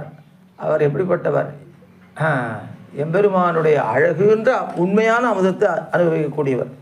அக்கடலை கடைகிற போது வியாபரித்த தோள்களை அதாவது வியாபரித்தனா அதில் பிரவர்த்தித்த தோள்களை இந்த தோள்களுடைய அழகை காணும் இவர் ஆசைப்படுகிறது. மதுர கொழுஞ்சாறு கொண்ட சுந்தர தோழிலே. இது நாச்சியார் திருமொழி, 9ஆம் திருமொழி. அது முதல் பாட்டு. சிந்துரச்சம்பொடின்ற பதிகம். மந்தரம் நாட்டி அன்னு மதுர கொழுஞ்சாறு அப்படின்னார். அந்த சாறு கொண்ட சுந்தரத்தோளுடையான் எம்பெருவான். மந்திர பர்வதத்தை கடலிலே நடுவிலே நட்டு இந்த இந்திரன் துர்வாசருடைய சாபத்தினாலே உபகத்தனான அன்று அந்த அடிக்கப்பட்டவனான அன்று அந்த சாபத்தோட ஈடுபட்டவனான அன்று அதிலாலே பாதிக்கப்பட்டவனாக இருந்த அன்று மதுரமாய் போக்கியமாயின்னு அர்த்தம். போக்கியமான அழகிய அமிர்தத்தை மதுர கொழும் சாறு. அந்த கொழும்னா போக்கியமாக, அது அழகியான்னு அர்த்தம். மதுரமாக இருக்குது, போக்கியமாக இருக்குது, பார்க்குறதுக்கும் அழகாக இருக்குது. அழகிய அமிர்தமாகிற சாராம்சத்தை கொண்ட மதுர கொழும் சாறு. போக்கியமான அழகிய சாறுன்றது சாராம்சம். அந்த கடலுடைய சாராம்சம் அந்த அமுதம். அதை கொண்டான் பெருமான். எப்பொழுதும் அதனால் உன் தோள்கள் நாளையும் கண்டேனாய் விடக்கூடுமோ? நான் பார்த்தேன்னு சொல்ல முடியுமா? பார்க்கணுன்னா எப்பொழுதும் கிடைக்கைக்கு சம்பாவனையுள்ள நிலம் போல கண்ணநீர் பாயா நிற்பராயித்து. நான் எப்பொழுதும் உன்னை பார்த்துட்டே இருக்கேன். என்னமோ கிடைக்க போகிற மாதிரி, கிடைக்கிறதுக்கு வாய்ப்பு இருக்கிற மாதிரி நினச்சின்னு பார்த்துட்டே இருக்கேன். அதனால் கண்ணில் ஜலம் வந்துகிட்டே இருக்கு எனக்கு. ஆவி என் பிராணனானது துவர்ந்து உலர்ந்துன்னா பசையற உலர்ந்து போச்சு மேலெல்லாம். அப்புறம் கொஞ்சம் என்ன இருக்கும்? ஈரப்பசை இருக்கும். அதையும் சேர்த்து உலர்றதுன்ட்டு தான் இன்னொரு பசையற உலர்ந்து. இங்கனே உலர்ந்து முடிந்து போகவும் பெறாதே. குணாதிக விஷயமாகையாலே காணலாம் என்னும் நசை முடியவும் ஒட்டாமையாலே. உன்னுடைய அழகு கிடைக்கல, அதனால் வருத்தம் ஏற்படுறது. அதை முடிந்து போகிற அளவுக்கு வருத்தம் ஏற்படுறது. ஆனால் முடியவும் முடியல. இவ்வளோ குணாதிக்கனாச்சே, வராமல் இருந்துருவியா? ஒரு வேளை வந்துருவியா நீ அப்படின்னு குணவான்களாக இருக்கிறவா கைவிட மாட்டாளே. அப்படின்றதுனால என்னை முடியவும் ஒட்டாமல் உன்னுடைய குணம் என்னை தங்க வைக்கிறது. குணாதிக விஷயமாகையாலே காணலாம் என்னும் நசை முடியவும் ஒட்டாமையாலே தரிப்பது திரிய உலர்வதான நிலை உருவச் செல்லும் ஆயிற்று. கொஞ்சம் தரிக்கிறது, அப்புறம் வளர்றது திருப்பியும் கிடைக்கலன்னு உடனே திருப்பியும் தரிக்கிறது குணத்தை நினச்சி இப்படி தான் உருவச் செல்றது. அப்படின்னா நிறைய நாளாக மேலே மேலே மேலே இப்படியே காலம் கழியிறது. சென்னத்தது சென்னத்தது என்னும் நிலை உருவச் செல்லுமாயிற்று. அழியப் போகிறது அழியப் போகிறது. சென்றத்ததுன்னா ஆமாம் இன்னும் கொஞ்ச நாள் இவ்வளோ போயிடும், இதை போயிடும், இன்றைக்கோ நாளைக்கோ போயிடும் அப்படின்ற நிலை உருவச் செல்லுமாயிற்று. சென்றுட்டே இருக்குது, நிறைய அப்படியே முடிவில்லாமல் போயிட்டே இருக்குன்ற. இப்பொழுதே வந்திடா என்ன தம் ஆர்த்தியே செப்பேடாக அரைக்ஷணம் தாழாதே வர வேணும் என்ன. இப்படி கூப்பிடுறேன் நீ இப்போவே வந்துடணும். நீ செப்பேடு அப்படின்னா தாமிர சாசனம். இந்த தாமிர சாசனம் என்ன பண்ணுவா, உனக்கு இது உரியதுன்னு ராஜாக்கள் ஒரு பூமியை எழுதி கொடுப்பா. அந்த அப்போ தாமிர சாசனமே வச்சுருக்கேன்னா அதுதான் பெரிய ஆதாரம், தனக்கு அது அந்த நிலம் உரியது என்பதற்கு. அந்த மாதிரி பகவான் வருவான்றதுக்கு எனக்கு ஆதாரம் என்னென்னா எங்கிட்ட இருக்கிற ஆர்த்தி. இந்த ஆர்த்தியை பார்த்தா நீ வராமல் இருக்க மாட்டே, வந்துடுவே. அதனால் ஆர்த்தியே செப்பேடாக வரக்கூடியவன் நீ. செப்பேடாக அரக்ஷணம் தாழாதே வர வேண்டும் என்று நோக்குவனே. அதனால் நீ வருவேன்னு எனக்கு தெரியும். அதனால் அப்படி பார்க்குறேன் நான். வர சம்பாவனையுள்ள திக்கை பாரா நிற்பன். வருகைக்கு அவன் பக்கலிலும் ஏதேனும் நினைவு உண்டாயோ இவர் இப்படி செய்கிறதென்னில் ஏழை ஏன் அது ஒன்றில்லை என் சாபலமேரே உள்ளது. அப்படின்னா ஏழையன்னா சபலன்னு அர்த்தம். என்னமோ என் பெருமான் வரப்போகிறான்றதுனால இவர் இப்படி பார்க்குறாரான்னா இல்லை, அது இவரிடத்துல சாபல்யம் இருக்குது, அதனால் பார்த்துட்டு இருக்கார். இப்படி செய்கிறது. அப்புறம் ஏழையன் அது ஒன்றில்லை சாபலம் தான் இருக்குது. ஒரு சாபல்யம் எம்பெருமானார்ட்டையும் இருந்ததை காட்டுறாருங்க. ஆழ்வான் படித்த வரதராஜஸ்தவத்தில் ஒரு ஸ்லோகத்தை கேட்டு எம்பெருமானார் இப்பாசுரம் கேட்டால் பெருமாள் இறங்காமல் இல்லை, ஆழ்வான் உன் முகத்தை காட்டி காணா என்று பார்த்தருளினார். இந்த பாசுரத்தை கேட்ட பிறகு பெருமாள் இறங்காமல் இருக்க மாட்டார், உனக்கு கொடுத்துருப்பார் கண்ணை, நான் பார்க்குறேன் அப்படின்னு. அந்த அளவு ஒரு சாப்பல்யம் பெருமாள் இடத்துல, ஒரு சாப்பல்யத்தாலே அது சொல்கிறார். இது வரதராஜஸ்தவத்தில் 23வது ஸ்லோகம். அதுதான் அனுபவத்தில் சொல்கிறார் அந்த ஸ்லோகம் அப்படின்னு சொல்லிட்டு ஒரு ஸ்லோகம் சொன்னார்னா இதுதான். அது வரதராஜஸ்தவத்தில் நீல மேக நிபம் அஞ்சன புஞ்ச ஷியாம குந்தளம் அனந்தசயம் துவாம் அப்ஜ பாணிபதம் அம்புஜ நேத்திரம் நேத்திரசாத் குரு கரீஷ சதாமே. இதுக்கு என்ன அர்த்தம்? ஹே கரீஷ, ஓ ஹஸ்திகிரிநாதனே, நீல மேக நிபம் கருமுகில் போன்றவனாய், கருத்த மேகம் போன்றவனாய், அஞ்சன புஞ்ச ஷியாம குந்தளம் கருத்த அடர்த்தியான கூந்தல், அந்த அந்த கூந்தலை உடையவன். அதுக்கு பாட்டை கொண்டு எழுதுகிறார். மைவண்ண நறுங்குஞ்சி குடலை உடையனாய். மை வண்ணம் கருத்த வண்ணம், மை எவ்வளோ கருப்பாக இருக்குமோ அந்த மாதிரி கருத்தது. அது மாதிரி நறுங்குஞ்சி, அது ஒட்டிக்கிற கருப்பு இல்லை, ரொம்ப பிரகாசிக்கிற கருப்பு. இந்த கரியை தொட்டோம்னா ஒட்டிக்கும் கையில், அந்த மாதிரி இல்லை, நறுங்குஞ்சி குழல். அதனால் ரொம்ப பளபளப்பாக இருக்கிற கருப்பு. அது பின் தாழ அவ்வளவு நீண்ட திருக்குடல்கள் எம்பெருமானுக்கு. அதை உடையவனாய் அனந்த சயம் திருவனந்தாழ்வான் மீது பள்ளி கொள்பவனாய், அப்ஜபாணி பதம் தாமரை போன்ற திருக்கைகளையும் திருவடிகளையும் உடையவனாய், அப்ஜநேத்திரம் தாமரை போன்ற திருக்கண்களை உடையவனாய், துவாம் உன்னை சதா எப்போதும் மே அடியனுக்கு நேத்திரசாத் குரு சக்ஷுர் விஷயமாக்கி அருள், என் கண்ணுக்கு நீ தோற்றி கொண்டுரு அப்படின்னார். அப்போ தொம் சதாமே நேத்திரசாத் குரு, நீ எப்பொழுதும் என் கண்ணுக்கு விஷயமானவனாக ஆகு அப்படின்னு உரிமையோடு சொல்கிறார். அவ்வண்ணத்தவர் நிலைமை கண்டும் தோழி, அவ்வளோ பெரியவர், அவருடைய நிலைமை கண்டும் தோழி, அவரை நாம் தேவர் என்ன அஞ்சினோமே, அவர் தேவ அதிபதியாக இருப்பார் அப்படின்னு அஞ்சினோமே என்று அஞ்சி அகல்றார் திருவங்கை ஆழ்வார். அப்படி அகல வேண்டாதே, கண்டுகொண்டேன் கண்ணினை யார கழிக்கும்படி சதா தரிசனம் தந்தருள வேணும் என்ன என்கிறார் ஆழ்வான், குரத்தாழ்வான். இவ்வளவு நெருங்கி எம்பெருமான்ட்ட வார்த்தை சொல்கிறார். அப்படின்னா இந்த பாசுரமானது எவ்வளவு எம்பெருமானை உருக்கக்கூடியது. இதுக்கு அவன் கண்ணை அருளாமல் இருக்க மாட்டான் என்ன எம்பெருமானாருக்கு திருவுள்ளம். அதனால தான் ஆழ்வான் உனக்கு கண்ணு கொடுத்துருப்பார், நான் பார்க்குறேன் அப்படின்னு அவ்வளோ ஒரு சாபல்யத்தாலே சொல்கிறார். ஏன்னா ஆழ்வான்ட்ட கேட்டால் என்ன சொல்கிறார்? இறங்கினாரா பெருமாள் அப்படின்னா இறங்கவில்லை அப்படின்னு சொன்னார். இல்லை இறங்காமல் இருக்க மாட்டார். என்ன பாட்டு சொன்னேன் நீ அப்படின்னு கேட்டுட்டு இந்த பாட்டை கேட்ட உடனே, இந்த பாசுரத்தை கேட்ட உடனே எம்பெருமான் நிச்சயம் இறங்கியிருப்பன்னு என்னை எம்பெருமானாரே பார்த்தாராம். அப்புறம் இதோட 5ஆம் பாட்டு முடிகிறது. 6ஆம் பாட்டு. நோக்கி நோக்கி உன்னை காண்பான் யான் ஜனதாவியுள்ளே நாக்கு நீழ்வன் ஞானமில்லை நாள்தோறும் என்னுடைய ஆக்கையுள்ளும் ஆவியுள்ளும் அல்லபுறத்தினுள்ளும் நீக்க மின்னி எங்கும் நின்னாய் நின்னை அறிந்தறிந்தே. 6ஆம் பாட்டு. என் பக்கலிலே சதா சந்நிகிதனாயிருந்தே உன்னை காட்டாதொழிகிறது நீ நினையாமை என்ன அறிந்து வைத்தே காண ஆசைப்படா நின்னேன் அதுக்கு அடி என் அறிவுகேடு என்கிறார். என் பக்கத்தில் தான் இருக்கே நீ, ஆனாலும் நீ என்னை காட்டலை. எங்கெல்லாம் இருக்க? ஆத்மாவில் இருக்க, சரீரத்தில் இருக்க, இந்திரியங்களில் இருக்க. நீ எங்கே தான் இல்லை, இல்லாத இடமே கிடையாது. அவ்வளவு நெருங்கி இருக்கச்சே உன்னை காட்டலை. ஏன் காட்டலை நீ அப்படின்னா காட்ட நினைக்கல நீ. அதுதான் என்ன அறிந்து வைத்திருக்கிறேன் நான், ஆனாலும் உன்னை காண ஆசைப்படுறேன். இது என்ன அறிவுகேடு எனக்கு இருக்குது அப்படின்னு இந்த பாட்டில் சொல்கிறேன். நோக்கி நோக்கி உன்னை காண்பான் யான் ஜனதாவியுள்ளே நாக்கு நீழ்வன் ஞானமில்லை நாள்தோறும் என்னுடைய ஆக்கையுள்ளும் ஆவியுள்ளும் அல்லபுறத்தினுள்ளும் நீக்க மின்னி எங்கும் நின்னாய் நின்னை அறிந்தறிந்து. அப்படியே அழகாக அந்த பாட்டு அர்த்தம் அப்படியே வந்தது அவதாரிக்கலை. நோக்கி நோக்கி அடுத்தடுத்து அவன் வரும் திக்கையே பார்ப்பராய்த்து ஆழ்வார். இப்படி பார்க்கிறது என்ன பிரயோஜனத்துக்கு என்னில்? உன்னை காண்பான், உன்னை பார்க்கறது தான்.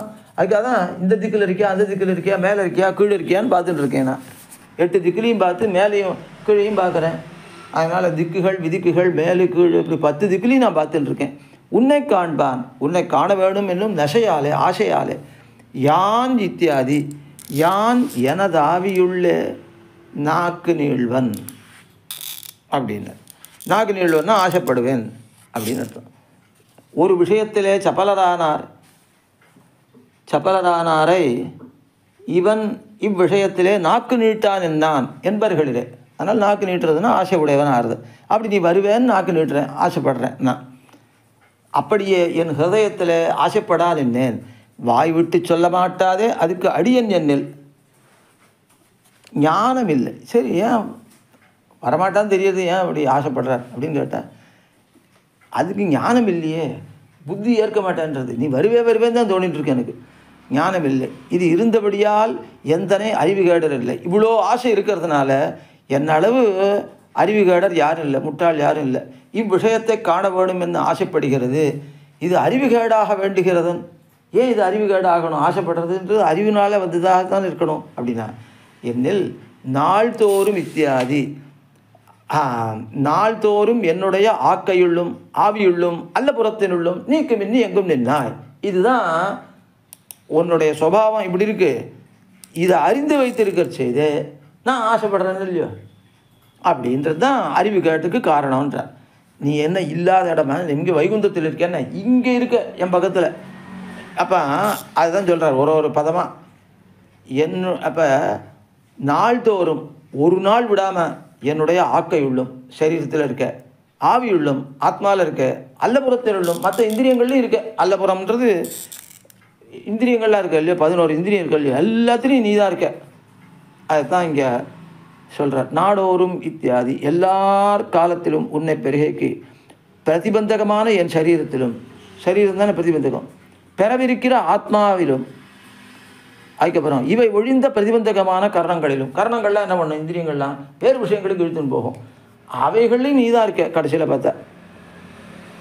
அதனால் எங்கும் இதை விடாதே எங்கும் புக்கு நின்னாய். கிழிச்சீரையிலே தனம் கிடக்க புறங்கால் வீங்குவாரை போல காணும் இவர்படி. கிழிச்சீரைன்னா பண முடிப்போட கூடின ஒரு சின்ன பை, கைப்பை, அல்லது அது என்ன சொல்கிறது, பண முடிப்பு பை அப்படின்னு சொல்லணும். அதுதான் கிழிச்சீரை. அந்த பையில் பணம் இருக்குது இவங்ககிட்ட. ஆனால் அது எங்கன்னா ஒரு இடத்துல எங்கேயோ மறைச்சி வச்சுட்டான், இவனுக்கே தெரில, எடுக்க தெரியல, எங்கே வச்சோன்னு தெரிலன்னு ஒவ்வொரு இடமா தேடின்னு இருக்கான்.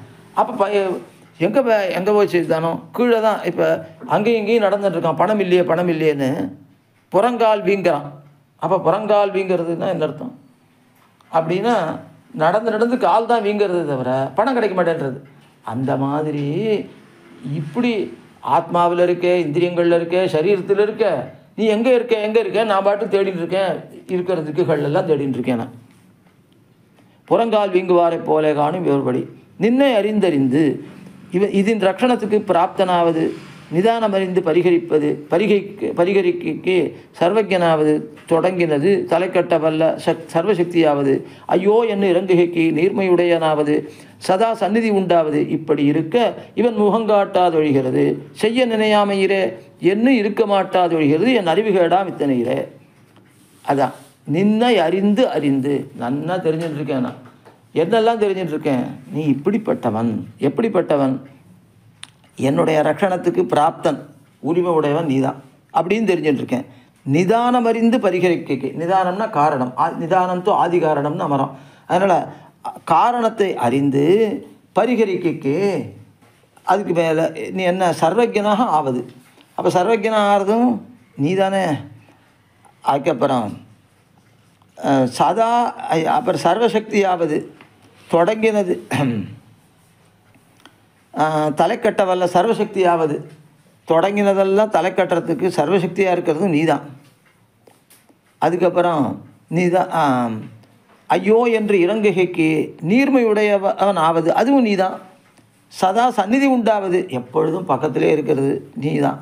இப்படி இருக்க இவன் முகங்காட்டாதொழிகிறது, அப்படி இருந்து நீ என் கண்ணில் காணலையோ இல்லையோ, அதுக்கு என்ன காரணம், செய்ய நினையாமையிற, எனக்கு காட்ட நீ நினைக்கல அப்படின்ற ஞானம் எனக்கு வரமாட்டேன்றது என்று இருக்க மாட்டாதொழிகிறது, என் அறிவு கேடாம் இத்தனைகிற, என்னோடய அறிவு கேட்டனால்தான் அப்படி அவ்வளோ ஆசைப்படுறேன். நான் பிராப்தனாய், நானே என்னை ரட்சிக்கிறதுக்கு உரிமை உடையவனாய், நீ அப்பிராப்தனாய் இருக்கிறாய் அல்ல, நீ தான் பிராப்தன். நான் சர்வஜனாக இருந்து நீ அக்ஞனாக இருக்கிறாய் அல்ல, எனக்கு என்ன வேணும்னு தெரிஞ்சுக்கிறதுக்கு அது உனக்கு தான் தெரியும். நான் சர்வசக்தியாய் நீ அசக்தனாக இருக்கிறாய் அல்ல, சர்வசக்தினா நீ தானே இருக்க. நான் விபுவாய் நீ அணுவாக இருக்கிறாய் அல்ல, நான் அணு நீ தானே விபுவாக இருக்க. இத்தலை நோவுபட விட்டு நிர்கிரணராக இருக்கிறாய் அல்ல, நான் பாட்டுக்கு நோவு போட்டோன்னு கருணை இல்லாதவன் இருக்கியா, அதுவும் இல்லை, நீ கருணை உடையவன் தான்.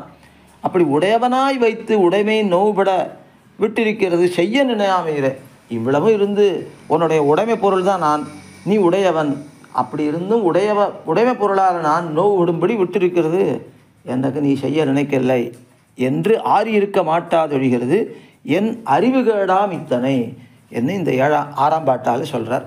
அடுத்து 7ஆம் பாட்டு.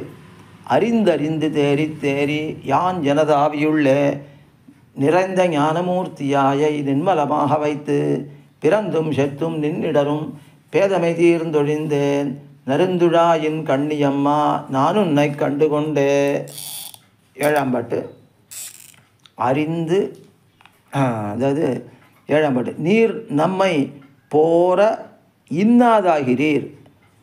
இன்னாதாகிறீர்னா வெறுத்தவராகிறீர், ரொம்ப வெறுத்து வார்த்தை சொல்கிறீரா என்கிட்ட. உமக்கு ஒன்றும் உதவித்திலோமோ, மேற்வரமதில் அருளலையானா, மேலே மேலே அனுபவங்களை கொடுக்கலையா, குணங்களை காட்டலையா, ஒன்றுமே பண்ணாத மாதிரி சொல்கிறீரே. நாம் ஒன்றும் உபகரித்திலோம் என்றேயோ நீர் நினைத்திருக்கிறது.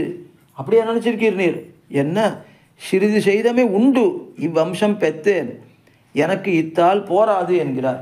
கொஞ்சம் பண்ணிருக்க, ஆனால் இது போரலையே, எனக்கு இன்னும் வேண்டிருக்கே அப்படின்றார். அறிந்தறிந்து தேரி யான் ஜனதாவியுள்ள நிறைந்த ஞான மூர்த்தியாயை நின்மலமாக வைத்து பிறந்தும் செத்தும் நின்னிடரும் பேதமை தீர்ந்தொழிந்தேன்.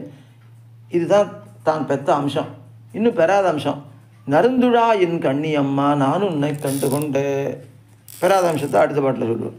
அதுமாரி என்னென்னா, உன்னுடைய கைங்கரியத்தை நான் பெறலையே அப்படின்ற. பெற்ற அம்சம் என்ன, பிரகிருதி சம்மதம் நீங்கி இருக்குது, ஆனால் உன் கைங்கரியம் கிடைக்கல அப்படின்னு சொல்கிற. அறிந்தறிந்து தேரி முதல் திருவாய்மொழியிலே பரத்வத்தை அனுசந்தித்தார். பராத்பரன்னு உயர்வர பதிகத்தில் சொன்னார். அது விஷயமானவாறே பிறப்பதொரு தெளிவுண்டிரே. பகவான் தான் பரதத்துவம்னு நன்னா தெரிஞ்சுடுத்து மனசுக்குன்னா ஒரு தெளிவு ஏற்படும். அனந்தரம் பஜனீயன் என்ற அனுசந்தானத்தாலே நமக்கு பக்தி பண்ண தகுந்தவன் என்று நினைவு ஏற்பட்டவாறே பிறப்பதொரு தெளிவு அடுத்த திருவாய்மொழியால் ஏற்படுறது. அனந்தரம் சுலபன் என்ற அனுசந்தானத்தாலே பக்தி பண்ணணும்னா சுலபனாக இருந்தால் தானே முடியும்னா 10 அடியவர்க்கு எளியவன் அடுத்த பதிகன்னு சொல்கிறார். அதனால் சுலபன் என்ற ஞானத்தாலே ஒரு தெளிவு ஏற்படுறது. சுலபன் என்று அனுசந்தானத்தாலே பிறப்பதொரு அனுசந்தானம்னு நினைவு, அதனால நினைத்தல், அதனால பிறக்கிற ஒரு தெளிவும். பின்பு சரி பஜனையனாக இருக்கலாம், நம்ம அபராதம் பண்ணிருக்கோம், அந்த அபராதத்தினால கிட்டேயே வராமல் இருக்கணும் அப்படின்னா இல்லை. அபராத சகன் அஞ்சரிய மட நாராயண அபராத சகன்னு சொன்னார். அபராத சகன் என்ற அனுசந்தானத்தாலே பிறப்பதொரு தெளிவும். இப்படி கிரமத்திலே இரு. இப்போ 4ஆம் பத்து 7ஆம் திருவாய்மொழி வரைக்கும் வந்திருக்கு. ஒவ்வொரு பதிகத்திலையும் ஒரு குணம். அப்போ முதல் 10 முடிஞ்சால் 10 குணம், 2ஆம் 10 10 குணம், 3ஆம் 10 10 குணம், 30 குணம் ஆச்சு. அதுக்கு மேலே இப்பொழுது 4ஆம் 10ல் 6 திருவாய்மொழி ஆயிருக்கு, 6 குணம் ஆச்சு. 36 குணங்களை இதுவரையிலும் பெருமானுக்கு சொல்லியிருக்கார். இதுக்கு மேலே இந்த பதிகத்தை அனுபவிக்கிற பெருமாள் வரலையே என்ற ஒரு ஆத்தாமையோட அனுபவிக்கிறார். அதனால் ஒவ்வொன்றிலாலையும் தெளிவு ஏற்படுறது. இப்படி தானே திருவாய்மொழியே நடக்கிறது, முடியே நடந்தது. இதெல்லாம் மானச அனுபவம். இல்லை நீ பண்ணி கொடுத்தேன்னா என்ன, எல்லாம் மனசில் இருக்குது, அவ்வளோதான். வெளியில் கையை நீட்டினா கண்ணை திறந்து பார்த்தா நீ கிடைக்கவே இல்லை. அதான் மானச அனுபவம். இதே அன்னிக்கே அறிந்தறிந்து தேறி தேறி இப்படி, அதாவது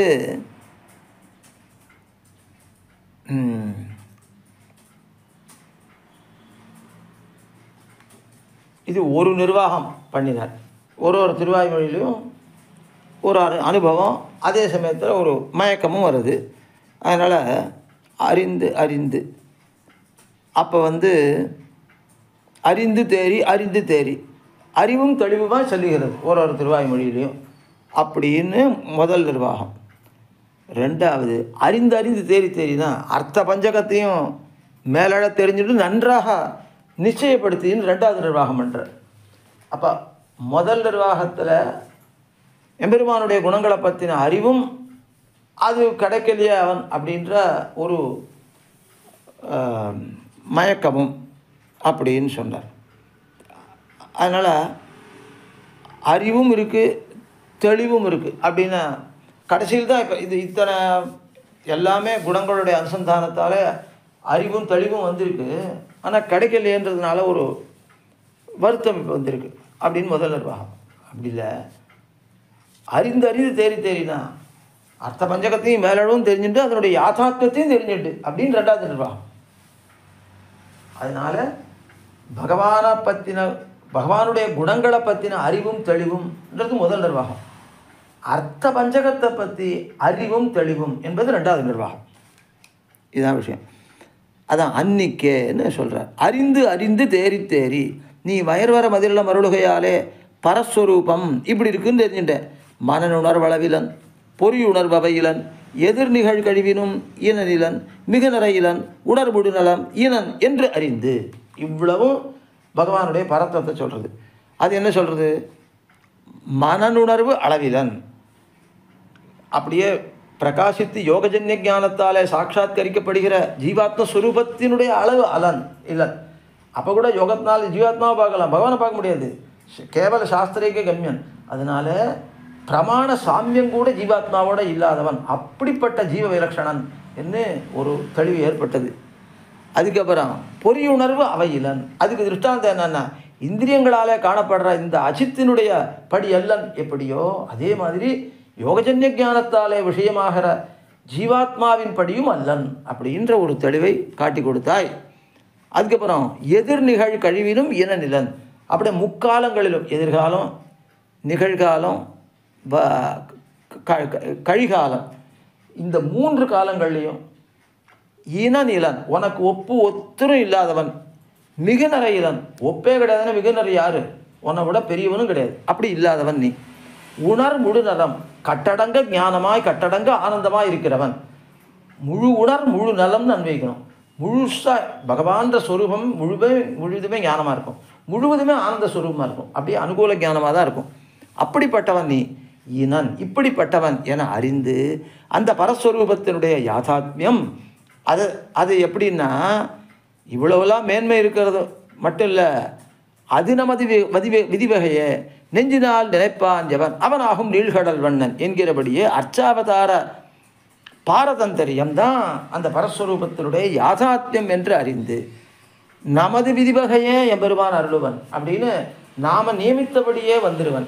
அதுக்கப்புறம் நெஞ்சினால் நினைப்பாஞ்சவன். அடியார்கள் எந்த ரூபத்தில் பகவானை அனுபவிக்க ஆசைப்படுறாளோ, ராமனாயோ கிருஷ்ணனாகோ வாமனாவோ திரிவிக்ரமாவனோ எப்படி ஆசைப்படுறாளோ அந்த ரூபத்தில் எழுந்தருள்றான் எம்பெருமான். இவா ஒரு சிலா லோகம் இவைகளால் பகவானுடைய திருமேனியை செய்து அப்போ இந்த ஜலவாசம் தானியவாசம் அப்புறம் பாகவத கரஸ்பரிசம் இவைகளாலே பரிசுத்தமாக்கி அதுக்கப்புறம் சம்பரோஷணம் பண்ணி பிரதிஷ்டை பண்ணி சம்பரோஷணம் பண்ணிட்டா பகவான் அங்கே வந்துடுறான்.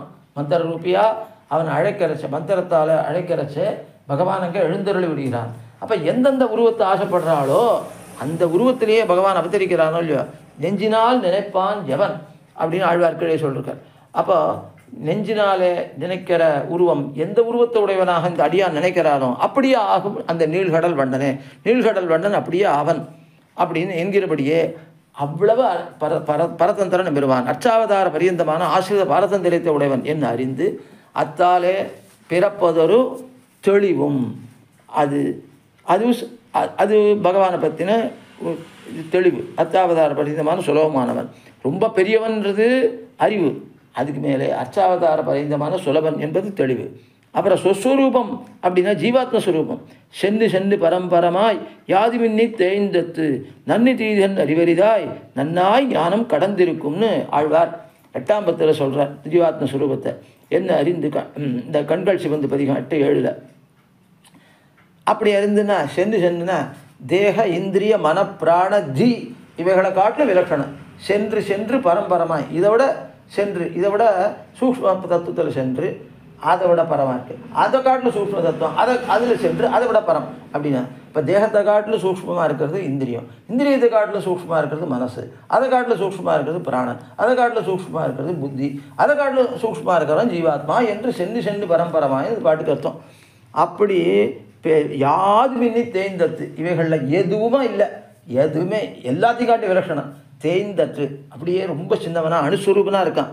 நன்னு தீதன் அறிவறிதார். இது நல்லது இது தீயது என்று அறிய முடியாதபடி எப்படி இருக்கான்னா அவ்வளவு நன்னாய் ஞானம் கடந்திருக்கும். எந்த ஞானத்துக்கும் விஷயமாகாத அவ்வளவு கடந்திருப்பான் அணுஸ்வரூபனா ஜீவாத்மா. அதனுடைய யாதாத்மியம் என்ன அப்படின்னு கேட்டால் பாகவத சேஷத்துவம் தான் ஜீவாத்மாவுடைய யாதாத்மியம். அதை சொல்கிறார். சிறுமா மனுஷரா என்னை ஆண்டார் இங்கே திரிய. அவர்கள்லாம் பாகவதர்கள்லாம் இங்கே இருக்க நெருமா விரநாள் மலர்டிக்குள் புகுதல் உருமோ. அப்போ எம்பெருமான் திருவடிகளை நான் போய் வைகுந்தத்தில் கிட்டுதல் எனக்கு சரியாக இருக்குமா அது என்றும் அவ்வளவு நான் பாகவத சேஷன்னு சொல்கிறேன். தம் அடியார் அடியோங்களே தம்மடியார் அடியோங்களே அப்படின்னு என்று ததிய சேஷத்தை அந்த எம்பெருமானுடைய அடியார்களுக்கு நாங்கள் அடியோங்கள் என்றும் ததிய சேஷத்துவ பரியந்தமாக இருக்கும் ஜீவாத்ம சுரூபம் என்று அறிந்து அத்தாலே பிறப்பதொரு தெளிவும் உபாய ஸ்வரூபம் நாகன விஷ நம்பிரான் சரணே சரண் நமக்கு என்று அறிந்து நாகன விசையில் அதாவது திருவந்தாழ்வான் மேலே பள்ளி கொண்டிருக்கிறவனான எம்பெருமான் தான் நமக்கு உபாயம் என்று அறிந்து அதுதான் அறிதல். அதனுடைய யாதாத்மியம் சைத்தன்ய கிருத்தியமாய் அதிகாரி விசேஷமான ஸ்வீகாரத்தையும் பொறாத சககாரி நைரபேட்சியம். பகவான் எதையுமே விரும்பலை இந்த ஜீவாத்மா கிட்ட. அவனை ரட்சிக்கிறதுக்கு இசைந்தா போகிறோம் அவ்வளோதான். அதனால் பேத்துக்கு வேண்டுவது விலக்காமையும் இறப்பும். அதனால் ஒரு அதிகாரி விசேஷணமாக ஒரு தர்மத்தை கூட ஸ்வீகாரம் பகவானுடைய திருவடிகளை நாமே ஸ்வீகரித்தல் அதை கூட பகவான் விரும்புறதில்லை. அந்த மாதிரி இசைந்தா போகிறோம். மாடுகளெல்லாம் பகவான் ரட்சித்தான். ஏன் ரட்சித்தான்னா என்னை ரட்சிக்காதேன்னு விளக்கலை. ஆனால் மனிதர்களோ தேவர்களோ என்ன பண்ணுறோம் அப்படின்னாக்கா பகவான் ரட்சிக்கிறேன்னு இருந்தால் இல்லை நானே பார்த்துக்கிறேன். ஆமாம் எப்படி நானே பார்த்துக்கிறேன்னு நம்ம சொல்கிறோன்னா சம்சாரிகள் ஒன்றுமே தெரியாதவா பாவங்களில் ஈடுபட்டு அந்த கிரியைகள் எல்லாமே என்னவா இருக்குது அப்படின்னா நமக்கு ஒரு புருஷார்த்தத்தை கொடுக்கும் இந்த உலகத்தில் அப்படின்னு அதில் ஈடுபட்டு கிடக்கும். அப்படின்னா அப்போ பாபிகளாக இருக்கிறவர்களுக்கு தாங்கள் செய்கிற செயல்கள் தான் தங்களுக்கு ரட்சகம் அப்படின்ற நினைவு இருக்கும் இல்லையோ. அப்போ பகவானை விலகிடுறா. புண்ணியசாலிகளாக இருக்கிறவா என்ன பண்ணுறா எங்களுடைய புண்ணியமங்களை காக்கும் நீ வராது அப்படின்னு சொல்லிட்டு விலக்கி சுயத்தனத்தில் ஈடுபடுறா. அதனால் அப்படி பாபம் பண்ணாலும் பகவானை விளக்குறோம், புண்ணியம் பண்ணாலும் பகவானை விளக்குறோம். மத்தியமாம் ஸ்திதி மாஸ்திதா அப்படின்னு நடு நிலையில் இருக்கணும். பகவான் தான் ரட்சகன். அதனால் விளக்கையில் மாடுகள்லாம் அதனால் கோக்கள் பின்னால் போனான் பெருமான். அந்த மாதிரி விளக்காதவர்களாக எந்த சேத்தனர்கள் ஞானத்தால் இருக்காளோ அவளைத்தான் பகவான் நாடி வருவான். அதனால தான் வாழும் சோம்பரை உகத்தி போலும். அப்போ உபாயம் என்ன, தங்களை ரட்சிக்கிறதுக்குன்னா ஒரு கிருத்தியம் ஒரு துரும்பெடுத்து போட மாட்டான். ஆனால் கைங்கரியம்னா எல்லாத்தையும் செய்வாள். அப்படி இருக்கிறவர்கள், அப்படிப்பட்ட வாழும் சோம்பர் அவர்கள் தான். சோம்பர்னா இந்திரியங்களுக்கு வசப்பட்டு எப்போவாறு தூங்கிட்டு இருக்கிறவா, அந்த சோம்பல் உடையவர்களை பகவான் அரங்கநகரப்பன் விரும்புகிறான்னு அர்த்தம் இல்லை. உபாயத்தில் சோம்பி இருந்து கைங்கரியத்தில் உற்சாகிகளாக இருக்கிறவர்கள் தான் வாழும் சோம்பர், அவர்களைத்தான் விரும்புகிறான் என்று அர்த்தம். அதனால் அப்படி ஒரு நைரபேட்சம் உடையவன் பெறுவான். உபாய அம்சம் ஒன்றை கூட விரும்பாதவன் என்று அறிந்து அத்தால் பிறப்பதொரு தெளிவும். பலஸ்வரூபம் ஒழிவில் காலமெல்லாம் உடனாய் மன்னி வழிவிலா அடிமை செய்கை என்று அறிந்து அதனுடைய யாதாத்மியம். அப்படின்னா வழிவிலா அடிமை செய்கைன்னா ஒரு குற்றமில்லாத, தனக்கு பிரயோஜனம் என்ற எண்ணம் இல்லாமல் அவனுக்கே பிரயோஜனம் என்ற எண்ணத்தாலே அடிமை செய்கை தான் வழிவிலா அடிமை செய்கை, குற்றமில்லாத அடிமை செய்கை என்று அறிந்து அதனுடைய யாதாத்மியம். உந்தன் திருவுள்ள விடர் கிடந்தோறும் நாங்கள் வியக்க இன்புறுதும் இருந்து அறிந்து அத்தாலே பிறப்பதொரு தெளிவு. இப்போ எம்பெருமான் சிலரை அனுகிரகிக்கிற போது தன்னை தவிர, அப்போ இவனுக்கு இந்த பெண் பிள்ளை மட்டும்தான் இருக்காளல்ல, மற்ற பெண் பிள்ளைகளும் தானே இவனுடைய அருளுக்காக காத்துட்டுருக்கா. அப்போது நீ எனத்துக்காக நான் சபத்தினி விரோதம் பண்ணுவேன்னு நினச்சிட்டியா நீ? நான் அப்படி பண்ணுவேனா? நான் என்ன, நீ 1000 பேரை கல்யாணம் பண்ணிக்கிங்க, எத்தனை 10,000 பேர் எல்லாரும் உலகம் முழுக்க உனக்கு தான் அடிமை, அத்தனை பேரும் உனக்காகத்தான் இருக்கிறவா. அப்படி இருக்கிறச்சே நீ எந்த இதோ ஸ்திரீகளை விரும்பி போறியோ என்னை விட்டு, அந்த ஸ்திரீகளையும் கூப்பிட்டு என் முன்னாலேயே போகத்தை அனுபவிங்க. அருகாமை எனக்கு வேணுமே தவிர உன்னை விடுத்து நான் உன்னோட நீ எனக்காக மட்டும் இருக்கணும் அப்படின்னு நான் விரும்புவேனா? இது என்ன என்னுடைய பாரதந்திரியம் என்ன ஆழ்வார் காட்டுற. அதனால் ஸ்திரீத்துவம்ன்றது பாரதந்திரியம். பாரதந்திரிய காட்டையாவது என்ன அப்படின்னு கேட்டால், எம்பெருமான் யாரையெல்லாம் விரும்புகிறானோ அந்த அடியார்களை இவர்களும் விரும்புகைதான். அது உயர்ந்த அறிவு. அதை காட்டுற உந்த திருவுள்ளம் இடர்கெடுந்தோறும் நாங்கள் வியக்க இன்புறுதும்.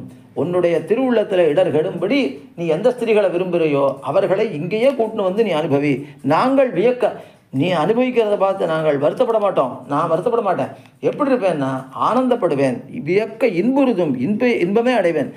இதுதான். அதனால் அத்தியந்த பாரதந்திரியம் தான் ஜீவஸ்வரூபம் அப்படின்னு காட்டுறார். அத்தாலே பிறப்ப அதான் இது கைங்கரியத்தில் ஜீவஸ்வரூபம் இல்லை. இது இந்த புருஷார்த்த ஸ்வரூபம். அதாவது பரார்த்த கைங்கரியம், எம்பெருமான் விரும்புகிற ஒரு கைங்கரியம் இருக்க, இதுதான் புருஷார்த்த யாதாத்மியம் என்று பிறக்கிற ஒரு தெளிவும். அப்புறம் விரோதி ஸ்வரூபம் யானே எந்தனதே இருக்கை, அகங்காரமும் ஆக்காரமும் விரோதி என்று அறிந்து அதனுடைய யாதாத்மியம் கைங்கரியத்தில் அகங்கார கர்ப்பமான அவகாரம். இந்த கைங்கரியம் என்னோட தான், இது நான் தான் பண்ணணும், இன்னொருத்தர் பண்ணக்கூடாது அப்படி நினைக்காமல் எதை எடுத்தாலும் பகவான் அதை ஏற்றுண்டா போகிறது. இல்லை அவன் யார்த்தேர்ந்து ஏற்றுக்கிறானோ அவனுடைய ஆனந்தம் நமக்கு முக்கியம் அப்படின்னு சொல்லி அதை இது தனக்காக தன் ஆனந்தத்துக்காக பண்ணுற கைங்கரியம் இருக்கு இல்லையோ, அதிலிருந்து நீங்கி இருக்கு. எம்பெருமானுடைய ஆனந்தத்துக்காக அது 1000 கைங்கரியம் இருக்கும். அதனால் ஒன்று தான் நான் பண்ணும், என்னால் முடியறது இதுதான் அப்படின்னு சொல்லக்கூடாது. ஞானியாக ஆயிட்டான்னா எதது எம்பெருமானுக்கு அபேட்சிதமோ அத்தனையும் பண்ணுறதுக்கும் சித்தமாக இருக்கணும். அதனால் குடம் போடணும் எம்பெருமானுக்கு, சரி. சாமரம் பிடிக்கணும், சரி.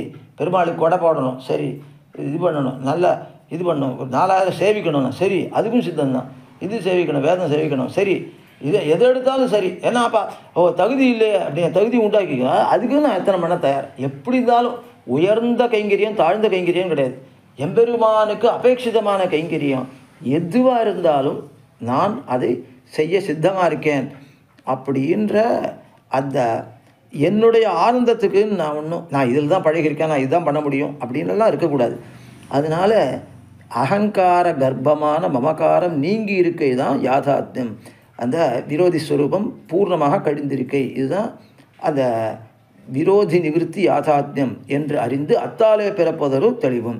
யான் இப்படி நீ அறிவிக்க அறிந்த நான் எனது ஆவியுள்ளே என்னுடைய ஹிருதயத்தினுள்ளே நிறைந்த ஞான மூர்த்தியாயை பரிபூர்ண ஞானஸ்வரூபனான உன்னை பெத்த அம்சத்தால் திருப்தனாக ஒண்ணாதபடியான வைலட்சண்யத்தை உடைய உன்னை நிறைந்த ஞானமூர்த்தியாக இருக்கு இல்லையா. அதனால் இவ்வளோ பெற்றுட்டா போரும் பெருமாள்கிட்டன்னு திருப்தி ஏற்பட மாட்டேன்றது. அந்த அளவு நீ வைலட்சணியத்தை உடையவனாக இருக்காய், அவ்வளவு அழகனாக இருக்காய். நிர்மலமாக வைத்து, நிர்மலமாகனா குற்றமில்லாமல் வைத்துன்னு அர்த்தம் இல்லை, விஷததமமாக அனுசந்தித்து, மிக தெளிவாக உன்னை அனுசந்தித்து நினைத்து, பிறந்தும் இத்தியாதி, பிறந்தும் செத்தும் நின்னிடரும் பேதமை தீர்ந்தொழிந்தேன் அப்படின்ற அறிவி பிறந்த அனந்தரம் நின்ன நீர்மை இனி யாமுராமைன்னு முதல் பாட்டிலேயே திருவிருத்தத்திலே பிரார்த்தித்தார் ஆழ்வார். இந்த தாழ்ச்சியை நாங்கள் அடையக்கூடாது. தன்னை மட்டும் சொல்லலை, தன்னோட சேர்ந்தவர்கள் எல்லாருக்குமாக பிரார்த்திக்கிறார், பிரகிருதி சம்பந்த நிவர்த்தியை நீ பண்ணி கொடுக்க வேண்டும் என்று. அப்படி இனி யாமுராமை என்று அபேட்சித்த அது பெற்றேன். அதனால் நீ எனக்கு பண்ணுறேன்னு சொல்லிட்டு எழுதி போகிறோம், அதனால் நான் இனிமேல் பிறக்க மாட்டேன், நான் இனிமேல் பிரகிருதி சம்பந்தத்தை அடைய மாட்டேன். சாவது பிறப்பதாய் கொண்டு தடுமாறுகிற அறிவுக்கு எடுத்து தவிரப்பேத்தேன். சாகரத்துக்கும் பிறக்கிறதுக்கும் திரும்ப திரும்ப பிறந்து இறக்கிறதுக்கு காரணம் அக்ஞானம் தானே. அந்த அக்ஞானம் உன்னால் நீங்கள் பெற்றது, அவ்வளோதான். நான் இனிமேல் பிறக்கவே மாட்டேன், மரணமே அடைய மாட்டேன், அது எனக்கு தெரிஞ்சுடுத்து. ஆனால் கைங்கரியம் கிடைக்கணுன்ற. அதனால் நருந்துழா இத்தியாதி, நருந்துழாயின் கண்ணிவேந்தே நன்னிடகில்லாயே அப்படின்றார். அதனால் நருந்துழாயின் கண்ணியம்மா நான் உன்னை கண்டுகொண்டே அப்படின்றார். இவ்வறிவு பிறக்கைக்கு அவனிட்ட பச்சை இருக்கிறபடி என்ன உபகாரம் பண்ண, பச்சைன்னா உபகாரம், வைத்த வளையத்தை காட்டி அவ்வடிவிலே குருகுல வாசத்தை பண்ணி வைத்து அறிவு பிறப்பித்தாயித்து தனக்கு ஆக்கி கொண்டது. நிர்பந்தித்து நீ இந்த காரியத்தை பண்ணோன்னு காரியத்தை பண்ண வைக்கலை, கைங்கரியம் பண்ண வைக்கலை. எப்படி பண்ண வைக்கிறான்? அறிவு பிறப்பித்து அதில் ஆசையோட நீங்காத இது பண்ண கிடைக்கணுமேன்னு அது மேலே மேலே ஆசைப்பட்டு அந்த கைங்கரியம் பண்ண முடியாது. எனக்கு அறிவை பிறப்பித்து கைங்கரியம் கொண்டான பெருமான், தனக்காக்கி கொண்டான பெருமான். அதான் பரிமள பிரச்சுரம். அது திருத்துழாயில் என்னை ஈடுபடுத்தி குருகுல வாசமே பண்ண வச்சான். அதான் குருகுல வாசம் அறிவு பெறத்தானே பண்ணுவான். போக்கியத்தை அனுபவிக்கிறதுக்கும் இது போக்கியமானதுன்றதை தெரிஞ்சு கொள்றதுக்கும் குருகுல வாசம் பண்ணி, ஐயோ இவ்வளோ போக்கியமானது திருத்துழா, இவ்வளோ போக்கியமானதுன்னு பழகி அந்த போக்கியத்தையே நாம் தெரிந்து கொள்ளணும். அதனால் பரிமள பிரச்சுரமான திருத்துழாயை உடைத்தான திருமாலையை உடைய சர்வாதிகனே, நான் உன்னை கண்டுகொண்டு உன் போக்கியத்தையை அறிந்த நான் நிரவதிக போக்கிய பூதனான உன்னை கண்டுகொண்டு, எல்லை இல்லாத போக்கியனா இருக்கியே அதை கண்டுகொண்டு, நருந்துழாயின் கண்ணியம்மா நான் உன்னை கண்டுகொண்டு அறிந்து தேறினா தெளிவடைந்து முதல்ல அறிந்து அப்புறம் தெளிவடைந்து யான் எனது ஆவியுள்ளே என்னுடைய ஆத்மாவுக்குள்ளே நிறைந்த ஞான மூர்த்தியாயை ஒப்பற்ற அப்படியே பூர்ணமான ஞானஸ்வரூபனாக இருக்கிற உன்னை கண்டுகொண்டு, அதை நிர்மலமாக வைத்து விஷததமமாக வைத்து உன்னை நன்றாக மிக தெளிவாக வைத்து பிறந்தும் செத்தும் நின்னிடரும் பேதமை தீர்ந்தொழிந்தேன். அக்ஞான காரியம் தானே பிறக்கும் வருது சாகிறது. அப்படி நின்று இடறுதல்னா அங்கேயே தடுமாறக்கூடிய பேதமை அறியாமை தீர்ந்தொழிந்தேன். இது நான் பெற்ற அம்சம் என்கிறார் இந்த 7ஆம் பாட்டாலே.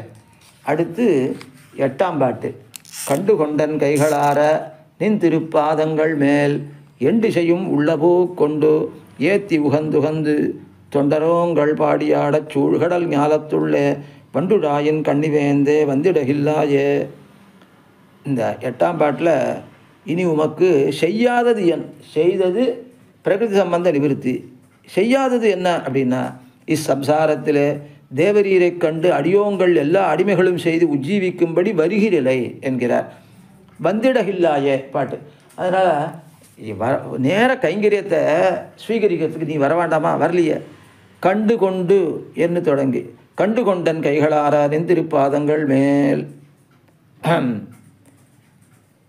எண்டு செய்யும் உள்ளபூ கொண்டு ஏற்றி உகந்துகந்து அதுதான் சொல்கிறார்.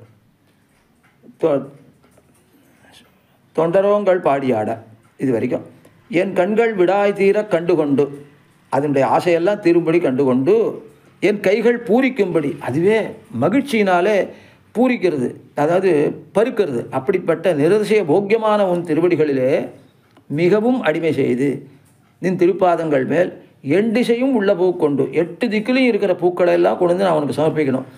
மிகவும் அடிமை செய்து ஏற்றி உகந்து அந்த அடிமை செய்து நிரவதிக பிரீத்தியாலே ஸ்ரீவைஷ்ணவர்களோட கூட, அதாவது ஏற்றி உன்னை ஸ்தோத்திரம் பண்ணி மகிழ்ந்து தொண்டரோங்கள் பாடியாட எல்லா ஸ்ரீவைஷ்ணவர்களோட சேர்ந்து நான் உன்னை பாடி ஆடணும். பாடியாட சூழ்கடல் ஞாலத்துள்ளே வண்டுழாயின் கண்ணிவேந்தே வந்துடுகில்லாயே. ஏன் உன்னை தான் உமக்கு தான் கைங்கரியம் கொள்ள போகிறேனே வைகுந்தத்தில் அப்படின்னா, எங்கே விடாய்த்தவனுக்கு எங்கே தாகத்தை தீர்க்கிறாய் நீ? இந்த பிரகிருதி மண்டலத்தில் உன்னை காண வேணும் என்று நான் ஆசைப்பட்டால் வைகுந்தத்தில் போய் கொடுக்குறேன்னு சொல்கிறேன். இப்போ இந்த ஊரில் தாகத்தால் ஒருத்தன் தவிக்கிறானா, நீ அங்கே வந்துடு. இப்போ ஸ்ரீரங்கத்தில் தாகம் அப்படின்னாக்கா நீ இதுக்கு திருவள்ளிக்கணிக்கு வா, உனக்கு தாகத்தை தீர்க்கிறேன் அப்படின்னு சொல்கிற மாதிரி இருக்கு நீ அப்படின்னு அவ்வளோ அழகாக வியாக்கியாதான் காட்டுற. அதனால் நீ அங்கே உனக்கு கைங்கரியம் கொடுக்குறேன்னு சொல்கிறிய, நீ இங்கே என்ன எனக்கு கைங்கரியம் கொடுக்கணும்? நான் இப்போ தானே உன்னை காண ஆசைப்படுறேன், இங்கே கைங்கரியம் பண்ண ஆசைப்படுறேன் அப்படின்ற. ஆக எல்லா அடிமைகளையும் செய்து இச்சம்சாரத்திலே தேவரீரை கண்டு அடியோங்கள் எல்லா அடிமைகளையும் செய்து உஜ்ஜீவிக்கும்படி வந்திடகில்லாயே வண்டுழாயின் கண்ணிவேந்து. அப்போ அழகிய திருத்துழாய் கண்ணியை அணிந்த சுவாமியே நீ வந்திடுகில்லாய், நாயகனே நீ வந்துடுகிறலை. இதுதான் நான் பெறாத அம்சம். பிரகிருதி சம்பந்தத்தை நீக்கி கொடுத்தாய், ஆனால் கைங்கரியத்தை இங்கே நீ கொள்ளவில்லை, அதை நான் பெறாத அம்சம்ன்ற. அப்போ 7ஆம் பாட்டாலே பெத்த அம்சத்தை சொன்னார், 8ஆம் பாட்டாலே பெறாத அம்சத்தை சொல்கிறார். அப்போ ஒரு சந்தேகம் ஒன்று வருது, இன்னும் பிரகிருதி சம்பந்தமே நீங்களையே, இவர் தான் இங்கே தானே இருக்கு அப்படின்னு. அதுதான் பெருமான்கிட்ட இருக்கிற ஒரு சிறப்பு. உனக்கு பண்ணுறேன்னு ஒரு வார்த்தையை சொல்லிட்டானோ இல்லையோ அங்கே முதல்லையே, அதனால் இன்னின்ன நீர்மை இனியாமுராமை அப்படின்னு முதல் பாட்டில் பிரார்த்திச்சாரு, அப்போயே பெருமாள் அங்கீகரிச்சுட்டார். அப்போ எம்பெருமான் செய்யறேன்னு சொல்லிவிட்டா அதுக்கப்புறம் பேச்சே கிடையாது, நிச்சயமாக செய்வேன். அதனால் பிரகிருதி சம்பந்தத்தை நீக்கி தருவன். போய் நின்ற ஞானமும் பொல்லா ஒழுக்கும் அழுக்குடம்பும் இன்னின்ன நீர்மை இனி யாமுராமை அப்படின்னு அத்தனை பேருக்காகவும் பிரார்த்திச்சார். தன்னோட சம்பந்திகளுக்கெல்லாம் சேர்த்து பிரார்த்திச்சார். அப்போ அத்தனை பேருக்கே சேர்த்து அது பிரகிருதி சம்பந்தம் நீங்க போகிறது. அப்படி இருக்கிறச்ச இவருக்கு நீங்காமல் இல்லை, அப்படி இருக்கு. அப்போ இவருடைய சம்பந்தத்தால் தான் மற்ற வாழ்க்கையை நீங்கிறது. அப்படி பிரகிருதி சம்பந்தம் செய்யறேன்னு நீக்கி தரேன்னு சொல்லிட்டார் பெருமான். அதனால அது நீங்கி விட போகிறது. அப்போ பெத்தாராகவே அதை நாம் நிச்சயப்படுத்தி விடலாம். அப்போ என்ன கிடைக்கல வந்திடாக இந்த சம்சார மண்டலத்தில் உனக்கு எண்டிசையும் உள்ள பூ கொண்டு உன்னை ஏற்றி உகந்து தொண்டரவங்கள் பாடியாட சூழ்கடல் ஞானத்துள்ளே நீ வந்திடகில்லாய வண்டுழாயின் கண்ணிவேந்தே நீ வரமாட்டேன்றியே என்று கைங்கரியத்தை பெற்றுக்கொள்வதற்கு வரலை என்பதுதான் பெறாத அம்சம்ன்றார். அது அந்த மாதிரியாக எம்பெருமான்கிட்ட அவ்வளவு நெருக்கத்தினாலே பிரார்த்திக்கிறார். இத்தோட 8ஆம் பாட்டு முடிந்தது.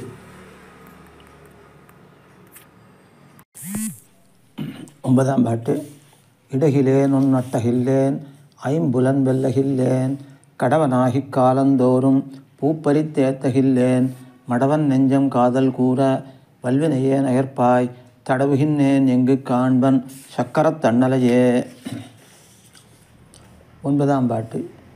எம்பெருமானை காண்கைக்கு ஈடான கர்மயோகாதி உபாயங்கள் ஒன்றுமின்னிக்கே இருக்கிற நான் காண வேணும் என்ன ஆசைப்பட்டால் காண்கைக்கு உபாயம் உண்டோ? எப்படி நான் காண முடியும்? இடகிலேன். ஆர்த்த விஷயத்தை கண்டால் ஐயோ என்று இறங்கி சில இடில் அது சர்வேஸ்வரன் திருவுள்ளத்துக்கு சால உகப்பிரே, ரொம்ப சந்தோஷமாக இருக்கும் அவனுக்கு. இல்லாத வாழ்க்கை கொடுத்தா அங்கே ஒன்றும் செய்ய பெற்றிலேன். ஒன்று அட்டகில்லேன். கையில் திரவியத்தை அவிழ்த்திடாவிட்டால் உடம்பு நோவ தண்ணீர் சுமந்து பார்க்கலாமிரே, அதுவும் செய்திலேன். ஐம்புலன் வெல்லகில்லேன். பிறர்க்கு என் ஒன்று வேணும் என்று இராவிட்டால் எனக்கு என்பது தான் தவிர பெற்றேனோ, எல்லாத்தையும் எனக்கு தான் வச்சுக்கிறேன். சரீராதிகள் விஷயங்களிலே பட்டி போகாதபடி, அப்புறம் ஸ்ரோத்ராதிகள் விஷயங்களிலே பட்டி போகாதபடி பரிகரித்தில்லேன். ஐம்புலன் வெல்லகில்லேன். அதனால் எனக்கு என்றதும் அந்த இந்திரியங்களில் இருக்குது. அப்போ பட்டி புகுறது எல்லா இடங்கள்லையும். அந்த பட்டி புகுறதுன்னா விஷயங்களில் சஞ்சரிக்கிறது, அதையும் பரிகரித்திலேன். கடவனாகி சாஸ்திரங்களில் சொல்லுகிறபடியே அடைத்த காலங்களிலே புஷ்பாத் உபகரணங்களை கொண்டு தேவர் திருவடிகளிலே சமாராதனம் பண்ண பெற்றிலேன். இவர் சமாராதனம் பண்ணி அறியாரோ? சமாராதனம்னா திருவாராதனம், அது பண்ணலியவர் அப்படின்னு கேட்டால் என்னில் நூல் பிடித்தாற் போலே சாஸ்திரங்களில் சாதன ரூபமாக சொல்லுகிற சமாராதனத்தில் இவருக்கு அன்வயம் இல்லை. அப்படி ஒரு கிரமப்படி செய்யலைன்னு அர்த்தம். தேக யாத்திரைக்கு உடலாக செய்யுவது உண்டு. இவருக்கு தேக யாத்திரையே பக்தியினால தான், கைங்கரியத்தினால தான். தேகம் நடக்கிறது அன்னபானங்களாலே நமக்கெல்லாம். அவருக்கு தேக யாத்திரை நடக்கிறது பகவானுடைய கைங்கரியத்தால். அதுக்கு அனுகுணமாக ஏதோ அந்த தேகம் வாழறதுக்கு பண்ணுறார் அப்படின்னா அப்போ அர்த்தம். மோட்சத்தை அடையிறதுக்கு உபாயமாக திருவாராதனம் கிடையாது அப்படின்னு அர்த்தம். அதனால் தேக யாத்திரைக்கு உடலாக அந்த திருவாராதனத்தை செய்கிறதுன்றது உண்டு. அப்போ தேகத்தினுடைய வாழ்ச்சிக்கு காரணமாக அப்படின்னு அர்த்தம். இவை உண்டாயித்தாகில் பக்தி சரீரத்திலே நிவேசிப்பிக்கலாம். இருந்ததுன்னா பக்தியில் நிவேசிப்பிக்கலாம். அதுவும் இல்லை என்கிறார். இவத்தினுடைய அதாவது ஏதானும் ஒன்று இருந்தால் பக்தியில் சேர்க்கலாம், ஒன்றுமே இல்லை என்றார். இவத்தினுடைய சொரூப நிஷேதம் பண்ணுகிறதுன்னு உபாயத்துவத்தை நிஷேதிக்கிறது. சொரூபத்தை நிஷேதிக்கலை, உபாயத்துவம் இதுகள்கிட்ட இல்லைன்னு சொல்கிறார்.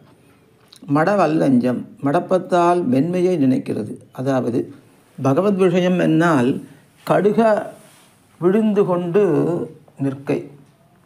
பகவத் விஷயம்னால கடுக போய் நிற்கிறது அங்கே. வன்மையாவது விழுந்தால் பின்னை அங்கு நின்னும் மீட்க அரிதாக இருக்கை. அதனால் அந்த மென்மையான என் நெஞ்சம் பகவத் விஷயம்னா சீக்கிரமாக போய் அதில் விழுறது. விழுந்தால் அப்புறம் அதை மீட்கவும் முடியலை.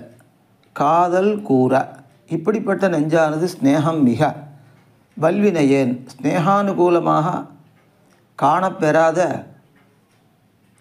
பாவத்தை பண்ணினேன். காதலுக்கு விஷயம் பெத்தேன் அல்லேன். அந்த விஷயம் பெறுவானோ இல்லையோ அவனை பெறலை. இத்தை படுத்தினேன் அல்லேன், சங்கோச்சம் பண்ணினேன் அல்லேன். இந்த காதலையும் என்னால் குறைக்க முடியலை. ஆசாலேசமுடையாருக்கு முகங்கொடாதவனாய் இழந்தேன் அல்லேன். ஆசா லேசம் இருந்தாலும் முகம் கொடுக்குறவனாச்சே வந்தான். அப்படி இருக்கச்சா நான் இழக்கிறேனே என்றார். என் பாபம் இருந்தபடி என் அயற்பாய் அறிவுகேட்டை உடையனாய்.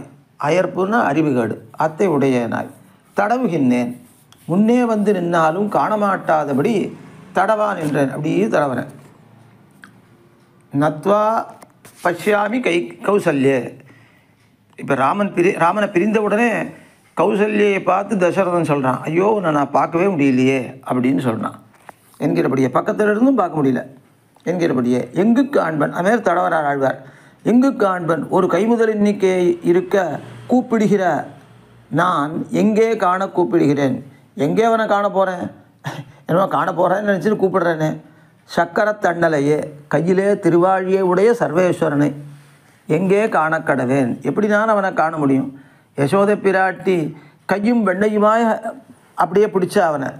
அந்த மாதிரி கையும் நெய்யாராழியுமாக பிடித்து கொள்ள வாய்த்து இவட ஆசைப்படுகிறது. நெய்யாராழின்னா கூர்மையான திருவாழி, கூர்மையான சக்கரத்தாழ்வான். அந்த கூர்மமிக்க சக்கரத்தாழ்வான். அந்த கூர்மமிக்க சக்கரத்தாழ்வானை கையிலே கொண்டிருக்கிறச்சையே அப்படியே அவனை காண விரும்புகிறார் ஆழ்வார். அந்த வெண்ணையோட கண்ணன பெருமானை பிடித்தாள் அவள். அந்தமாரி இவரும் பிடிக்க நினைக்கிறார்னா நேரே கண்ணாலே பிடிக்க நினைக்கிறார், கண்ணாலே காண விரும்புகிறார். இதோட 10ஆம் பாட்டு முடிகிறது. அது 9ஆம் பாட்டு முடிகிறது. அடுத்து 10ஆம் பாட்டு. சக்கரத்தண்டலே என்று தாழ்ந்து கண்ணீர் ததும்ப பக்கம் நோக்கி நின்னலந்தேன் பாவியேன் காண்கின்னிலேன் நிக்கஞான மூர்த்தியாய வேத விளக்கினை என் தக்கஞான கண்களாலே கண்டு தழுவுவனே. சக்கரத்தண்டலே 10ஆம் பாட்டு அவதாரிகை சொல்கிறார். காணப்பெறாவிட்டால் மறந்து பிழைக்க ஒண்ணாதபடி எனக்கு தக்கதொரு ஞான திருஷ்டி எங்கனே உண்டாயிற்று என்கிறார். எனக்கு தக்க என்னுடைய பிரகிருதி என்னென்னா பகவான் நட்டு இருக்க முடியாமல் இருக்கேன். எனக்கு தகுந்த ஒரு ஞான திருஷ்டி எப்படி வேறு இருக்குதுன்னு கேட்டால் அவனை நினைவு விட்டுட்டே இருக்குது, ஆனால் காண விடாமல் பண்ணுறது. அப்படி இருக்கிற ஒரு ஞான திருஷ்டி எனக்கு உண்டாச்சேன்னு வருத்தப்படுறார். சக்கரத்தண்ணலே என்று தாழ்ந்து திருவாழியை காட்டி என்னை எழுதி கொண்டவனே என்று இப்புக்தியோட தரைப்பட்டு என்னை அடிமை கொண்டவனே என்று தரைப்பட்டு அப்படியே விடுறார். கண்ணீர் ததும்ப கண்கள் நீர் மிகைக்கும்படி இவருடைய அவசாதத்தினுடைய எல்லை காண்பது கண்ண நீரிலே. இவருடைய வருத்தத்தினுடைய எல்லை கண்ண நீரில் தான் பார்க்க முடியும். பக்கம் நோக்கி நின்று அலந்தேன் வருகைக்கு சம்பாவனையுள்ள திக்கை பார்த்து நின்று வெறுத்தேன். பரமாபதமாபன்னஹ, பெரிய ஆபத்தை அடைந்தான், துதிக்கே மூழ்கிற அளவுக்கு ஆபத்தை அடைந்தான் கஜேந்திர ஆழ்வான். அப்போ ஆகாசத்துலேயே வந்தானோ இல்லையோ, அந்த மாதிரி எங்கேயானு ஒரு வேளை ஆகாசத்துலேருந்து வருவனோ, இல்லை கீழே பூமியிலேருந்து வருவனோ, ஏதானும் ஒரு திக்கிலேருந்து வருவனோ என்று நான் பார்க்குறேன். என்னும் அளவிலே அந்த அளவு எனக்கும் ஆபத்து இருக்குது, சம்சாரமாகிற ஆபத்து எனக்கும் இருக்குது. அவர் பரமமான ஆபத்து அடைந்தார் கஜேந்திர ஆழ்வான் முதலையினாலே. நானும் 5 இந்திரியங்கள் என்ற முதல்கள் வாயில் ஆட்டுண்டு அப்படிப்பட்ட ஆபத்து அடைந்திருக்கிறேன் அப்படின்னார். பாவியேன் காண்கிறேன், ஆபத்சகனாயிருக்க மகாபாபியாகையாலே நான் காணப்பெறுகிறேன். ஆபத்சகன் பகவான், அப்படி கூட அவன் நான் காண முடியல, ஏன்னா நான் மகாபாபி. காணப்பெறாதொழிந்தால் மறந்து பிழைக்கலாம்படி நெஞ்சில் பிரகாசியா அது ஒழியத்தான் பெற்றேனோ. அவன் நான் பிரகாசிக்கவே பிரகாசிக்கிறான். காணப்பெறாதொழிந்தால் மறந்து பிழைக்கலாம்படி நெஞ்சில் பிரகாசியாதொழியத்தான் பெற்றேனோ. மிக்க ஞான மூர்த்தியாயை மூர்த்தியாய பரிபூர்ணமான ஞானத்தையே சொரூபமாக உடையனான வேத விளக்கினை, வேதமான விளக்காலே காணப்படுபவனை. வேதம்தான் விளக்கு, அவனை காண்றதுக்கு சாதனம். இல்லைன்னா வேத விளக்கினா வேதத்தை விளக்குபவனை, விளக்குறவன் அர்த்தம் பிரகாசப்படுத்துறவன். வேதத்தை தான் கொடுக்குறான் எல்லாருக்கும். யோ பிரம்மாண்டம் வேததாதி பூர்வம் யோவை வேதாம்ச பிரகிணோதி தஸ்மை தம்மதேவம் ஆத்ம புத்தி பிரசாதம் முமுக்ஷுர்வை சரணமகம் பிரபத்திய என்று அந்த இது பண்ணுறது. அதாவது அதனால் வேதமானது வேதத்தை இவன் பிரகாசப்படுத்துகிறான் அப்படின்னார். வேத விளக்கனே, வேதமான விளக்காலே, அதாவது வேதத்தை பிரகாசப்படுத்தினவனே, என் தக்கஞான கண்களாலே கண்டு தழுவுவனே, என் தக்கஞான கண்களாலே கண்டு தழுவுவனே. அதுக்கு சொல்கிறார், எனக்கு தக்கார் போலே ஒரு ஞான திருஷ்டி உண்டாய் அத்தாலே கண்டு அனுபவிப்பன். காணப்பெறாமையாலே பிரேமம் கிளேசஹேத்துவாகிறா போலே நெஞ்சில் பிரகாசமும் கிளேசஹேத்துவாக நின்றது. நேரில் காண முடியாத வருந்துகிறேன் நான். அப்போ நெஞ்சில் தோத்தாமல் இருந்தால் பரவாயில்ல, நெஞ்சில் தோத்துட்டே இருக்குது, என் பகவானுடைய காட்சி தோண்டிகிட்டே இருக்குது. அதனால் அது சந்தோஷப்படுறதுக்கு காரணமாக இல்லை, ஐயோ நேரில் காணப்பெறலையே என்று வருந்துறதுக்கு காரணமாகுது. அதுதான் எனக்கு தகுந்த ஒரு பிரகாசம் அப்படி இருந்துட்டுருக்குன்ற. அப்படி மயர்வர மதிநிலம் அருளினன் என்கிற ஞானம் பக்திகள் இரண்டும், மதினா ஞானம், நலம்னா பக்தி, ஞான பக்திகள் இரண்டும் கழுத்து கட்டியாய் விட்டது, பாதகமாகி விட்டது அப்படின்னு அர்த்தம். மறந்து பிழைக்க ஒண்ணாதபடி எனக்கு தக்கார் போலே ஒரு ஞானமும் வேணுமோ என்கிறார். இதோட 10ஆம் பாட்டு முடிகிறது. 11ஆம் பாட்டு, தழுவி நின்ன காதல் தன்னால் தாமரை கண்ணன் தன்னை குழுவுமாட தென்குருகூர் மாறன் சடகோபன் சொல் வழுவிலாத ஒன்தமிழ்கள் 1010 தழுவப்பாடி ஆடவல்லார் வைகுந்த மேருவரே. நிகமத்தில் இத்திருவாய்மொழிகத்தார் எம்பெருமானோட நித்திய சம்சலேஷம் பண்ணலாம் திருநாட்டிலே செல்லப்பெறுவர் என்கிறார். தழுவி நின்ன காதல் தன்னால் நான் விடுவேன் என்னாலும் விடவொண்ணாதபடியாய் உடன்வந்தியான அதிமாத்திரமான காதலாலே தாமரைக்கண்ணன் தன்னை, மிகுந்த காதல் அத்தாலே தாமரைக்கண்ணன் தன்னை இக்காதலுக்கு கிருஷி பண்ணின நேத்திரபூதரை சொல்லுகிறார். நேத்திரபூதர்னா அந்தரங்கர். தாமரைக்கண்ணன் கண்ணழகு என்ன அவனிடத்தில் அவ்வளவு காதல் கொண்ட பண்ணித்து. அதனால் பகவான்கிட்ட அந்தரங்கராக இருந்துட்டு என்னை இழுக்கிறாவாழலாம் அப்படின்னு ஒரு அர்த்தம். நேத்திரபூதர்னா கண்ணுன்னே அர்த்தம், நேத்திரம்னா கண்ணு. அதனால் 2 அர்த்தம் வரும்படியும் அந்த சப்தத்தை பிரயோகம் பண்ணுறார் நம்மள. அதனால் இக்காதலுக்கு கிருஷி பண்ணின நேத்திரபூதரை, அதை கண்களாக இருக்கிறவரை அப்படின்னு அர்த்தம். அதுவும் அர்த்தம், இதுவும் அர்த்தம். இல்லைன்னா அந்தரங்கர்னு அர்த்தம். குழுவுமாட தென்குருகூர்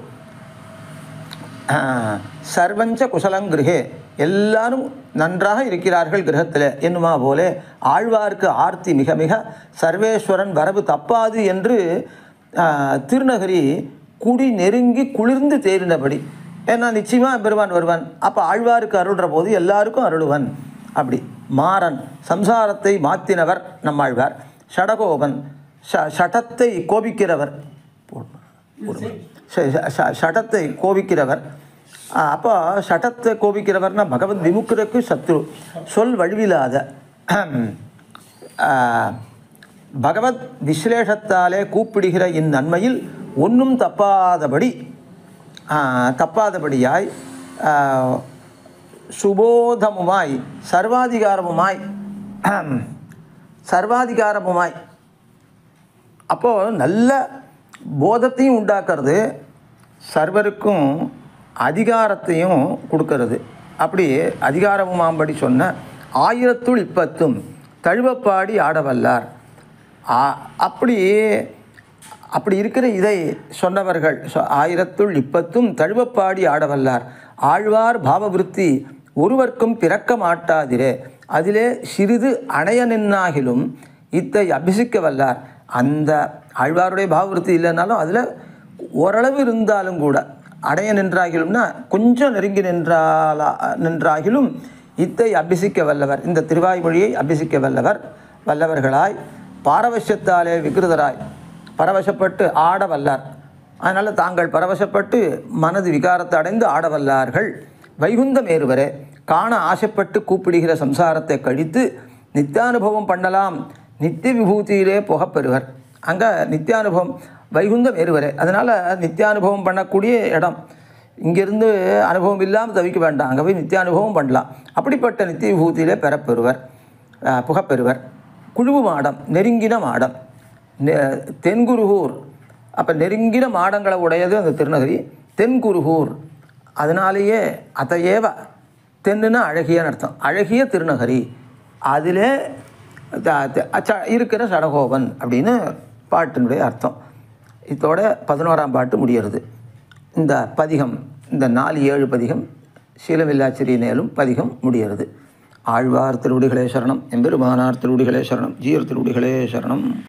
பற்பமென திகழ் பைங்கழலும் தன் பல்லவமே விரலும், பற்பமென திகழ் பைங்கழலும் தன் பல்லவமே விரலும், பாவனமாகிய பைந்துவராடை பதிந்த மருங்கழகும், பாவனமாகிய பைந்துவராடை பதிந்த மருங்கழகும், முப்புரி நூலோடு முன்கையில் ஏந்திய முக்கோல் தன்னழகும், எப்பொழுதும் யதிராசன் வடிவழகு என் இதயத்துள்ளதால், இல்லை எனக்கெதிர், இல்லை எனக்கெதிர், இல்லை எனக்கெதிரே, இல்லை எனக்கெதிர், இல்லை எனக்கெதிர், இல்லை எனக்கெதிரே,